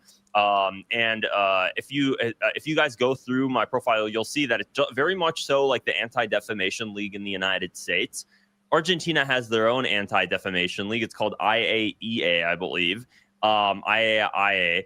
And they actually work with the ADL. They have meetings together. The ADL has posted them frequently, and they do the same thing where they basically try to fire you from your job and destroy your life if you criticize Israel. It's the exact same sort of organization. Very, very, they're working closely with the government. They're pushing laws against criticizing Israel. Argentina also adopted the IRA definition of anti-Semitism. It's illegal to be anti-Semitic in Argentina, which really just means criticizing Israel because they're adopting the IRA definition of anti-Semitism.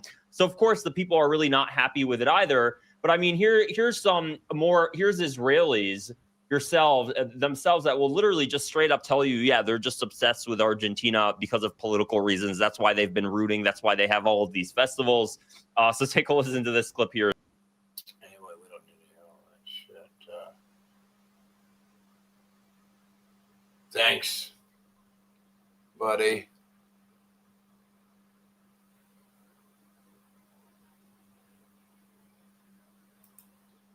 Yeah, no doubt, Jerry. No doubt. I didn't know that, though. President Argentina's first cousin of Netanyahu. Oh, my God. It's so gross. Isn't that gross? Well, I got to turn off this generator. Do you guys want me to keep doing a live stream? I'll have to just come right back, and I'll turn on the battery here while I go shut that off.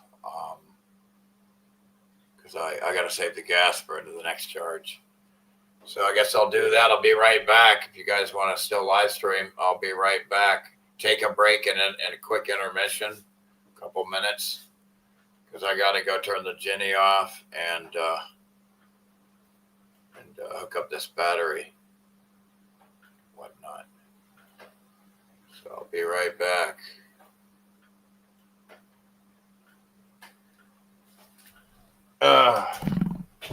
Wait, let me grab the battery first.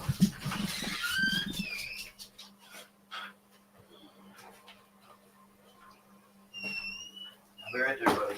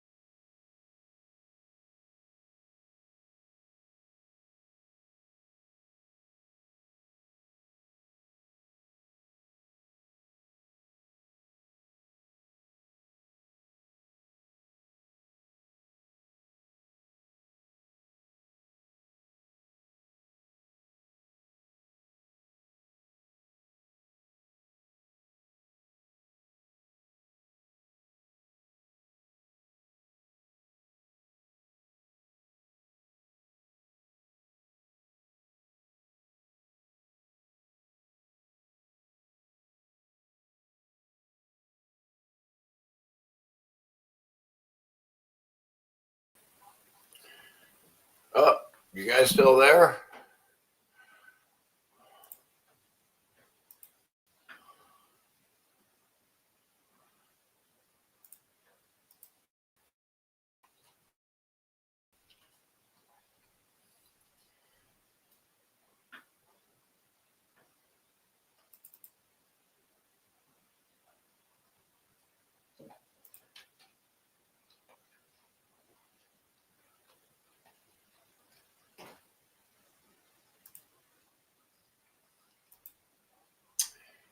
Yeah, shit, man.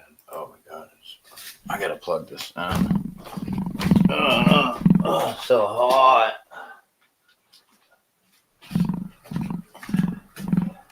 It's so nice to wake up and it's not freezing cold, but it also gets hotter than fucking nuts.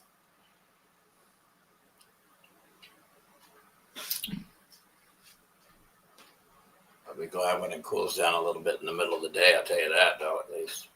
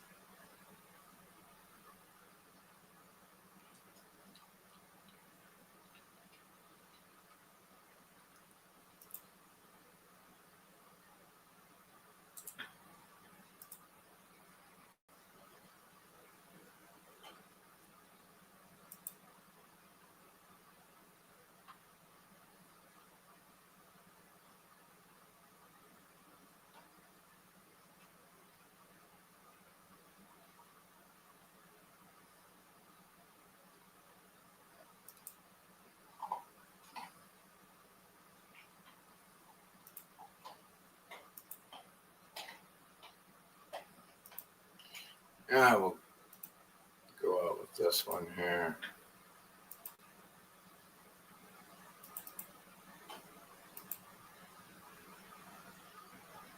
Hey everybody, Josh Sears in A World Alternative Media here.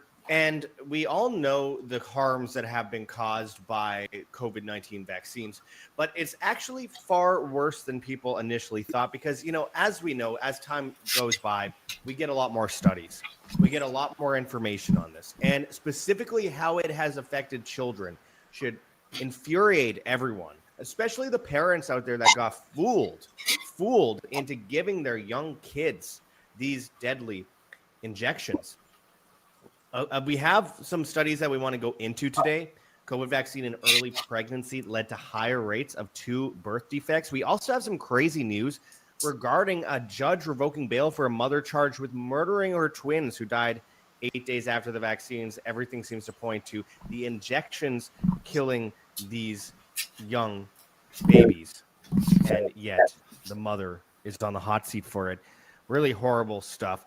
We have a lot to talk about regarding childhood vaccine. Yeah, the vaccine kills their kid, and then the fucking cocksuckers blame her on it when they know very well they did it. It's crazy town. Vaccines and how it has affected people. It's not just a COVID vaccine. Many of us today are currently dealing with the after effects of injections that we got as children.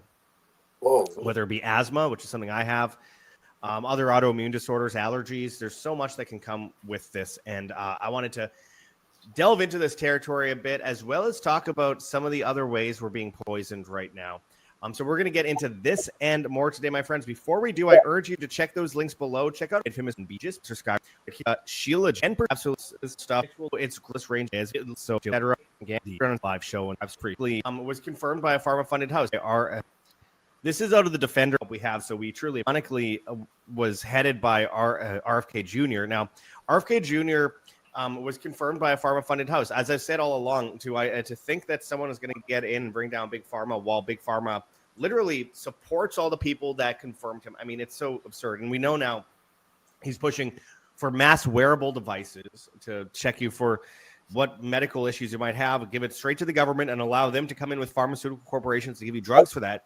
He's pushing things like the measles vaccine, which is absolutely insane. And of course, he has supported many of these policies, which, right now we have the FDA calling for the mass spraying of our food supply with mRNA. The Maha movement is a joke. It's to make us feel like something's happening. So those of us in the medical freedom movement, it's a feel-good joke trick. Don't stand up and do anything. I mean, it's a great limited hangout. A limited hangout is a CIA term that means tell part of the truth, but not the entirety of the truth, to misdirect people from the entirety of the truth. It's a great psyop. They're keeping us sitting on our hands because people think that the government of all things, is going to save us from these things that they help create in the first place. It's absolutely absurd. But anyway, COVID vaccine in early pregnancy led to higher rates of 2 birth defects. A new study from Iran. Oh, there we go. From Iran. It's funny how that works, eh? It says found that 2 rare birth defects, atrioventricular septal defects and cleft palate, occurred more often in infants whose mothers received an aluminum-containing COVID-19 vaccine during the first 12 weeks of pregnancy compared with mothers who received the vaccine later. They're all tricked too. They're all tricked retards in Iran, just like everybody, man. Or not at all. And by the way, I don't know if you remember Emmy Rossum, the actress who was on the show Shameless back in 2021 or so, blasting anyone who wouldn't get injected. All these people are tricked into taking a bioweapon that ruins their vessel. Injected while pregnant with a baby. Did a whole campaign for Big Pharma. And, it's stuff like that. It's truly evil to push parents. She doesn't know. If she does, she's evil. If she doesn't know, she's stupid. But I think she's just stupid.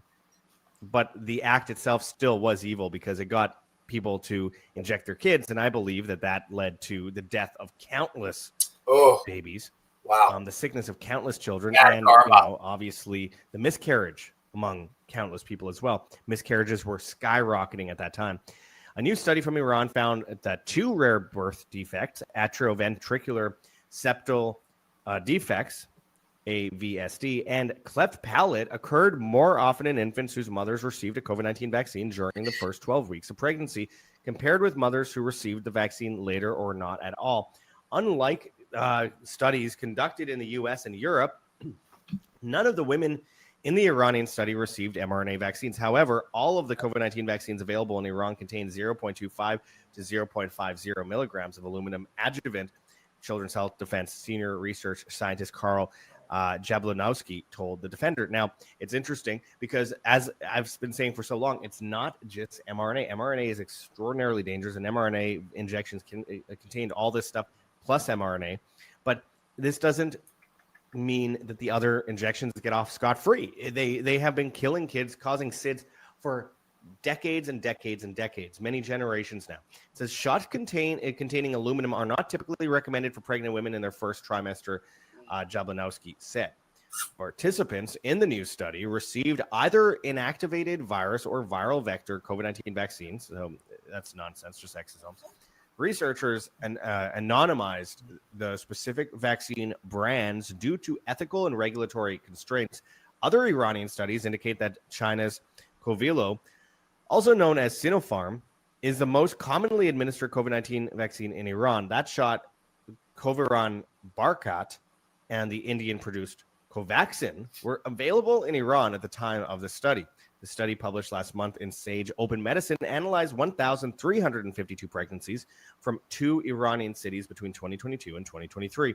Researchers compared 3 groups: 303 women who received no COVID-19 vaccine during pregnancies, 262 women who received at least 1 dose between conception and 11 weeks, 6 days of gestation, the window when fetal organs form, and 787 women vaccinated after the first trimester.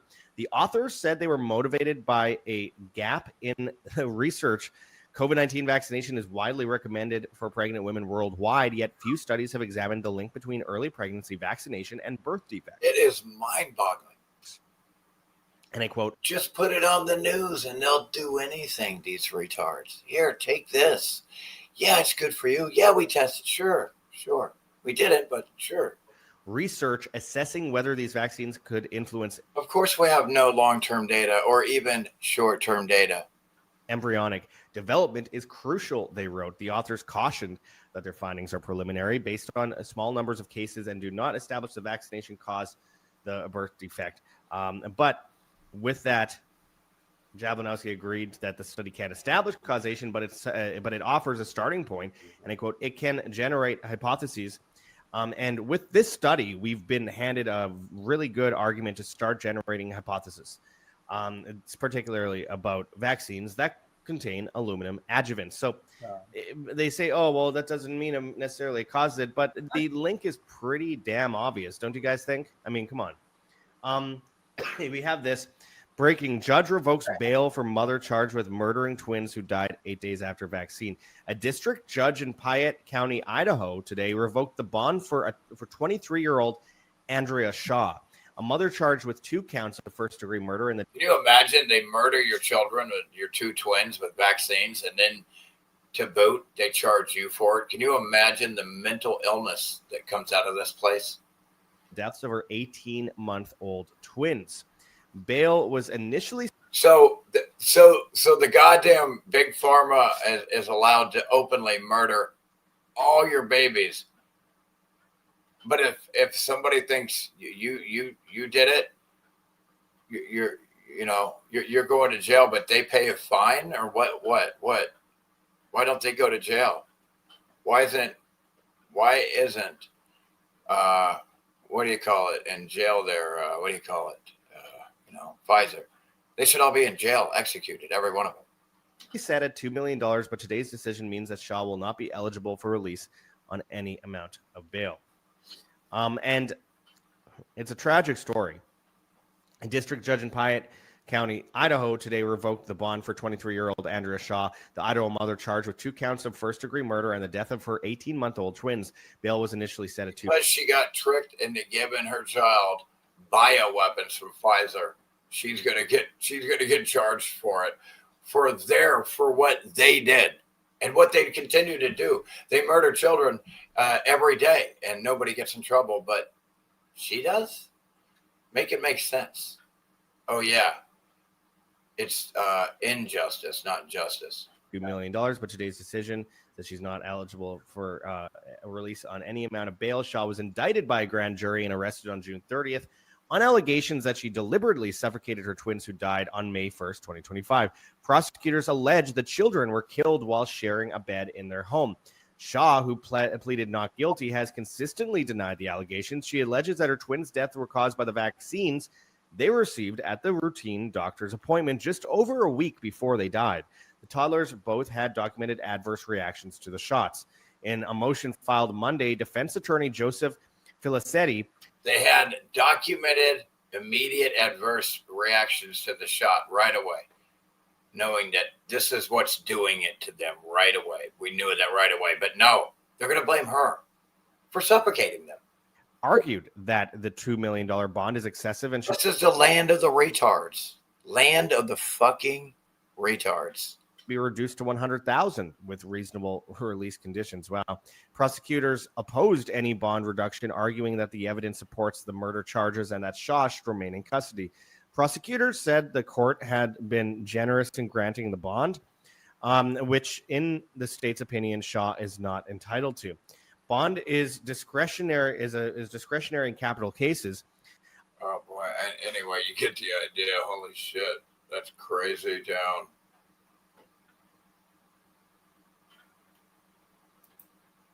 How's everybody doing today? I hope y'all are doing better than me, man, because it's miserable having to wake up to this place.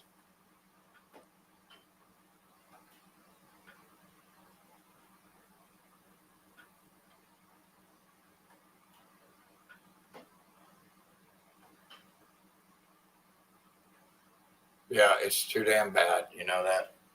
Very unfortunate world. Very unfortunate world that we have to suffer in right now. Very unfortunate.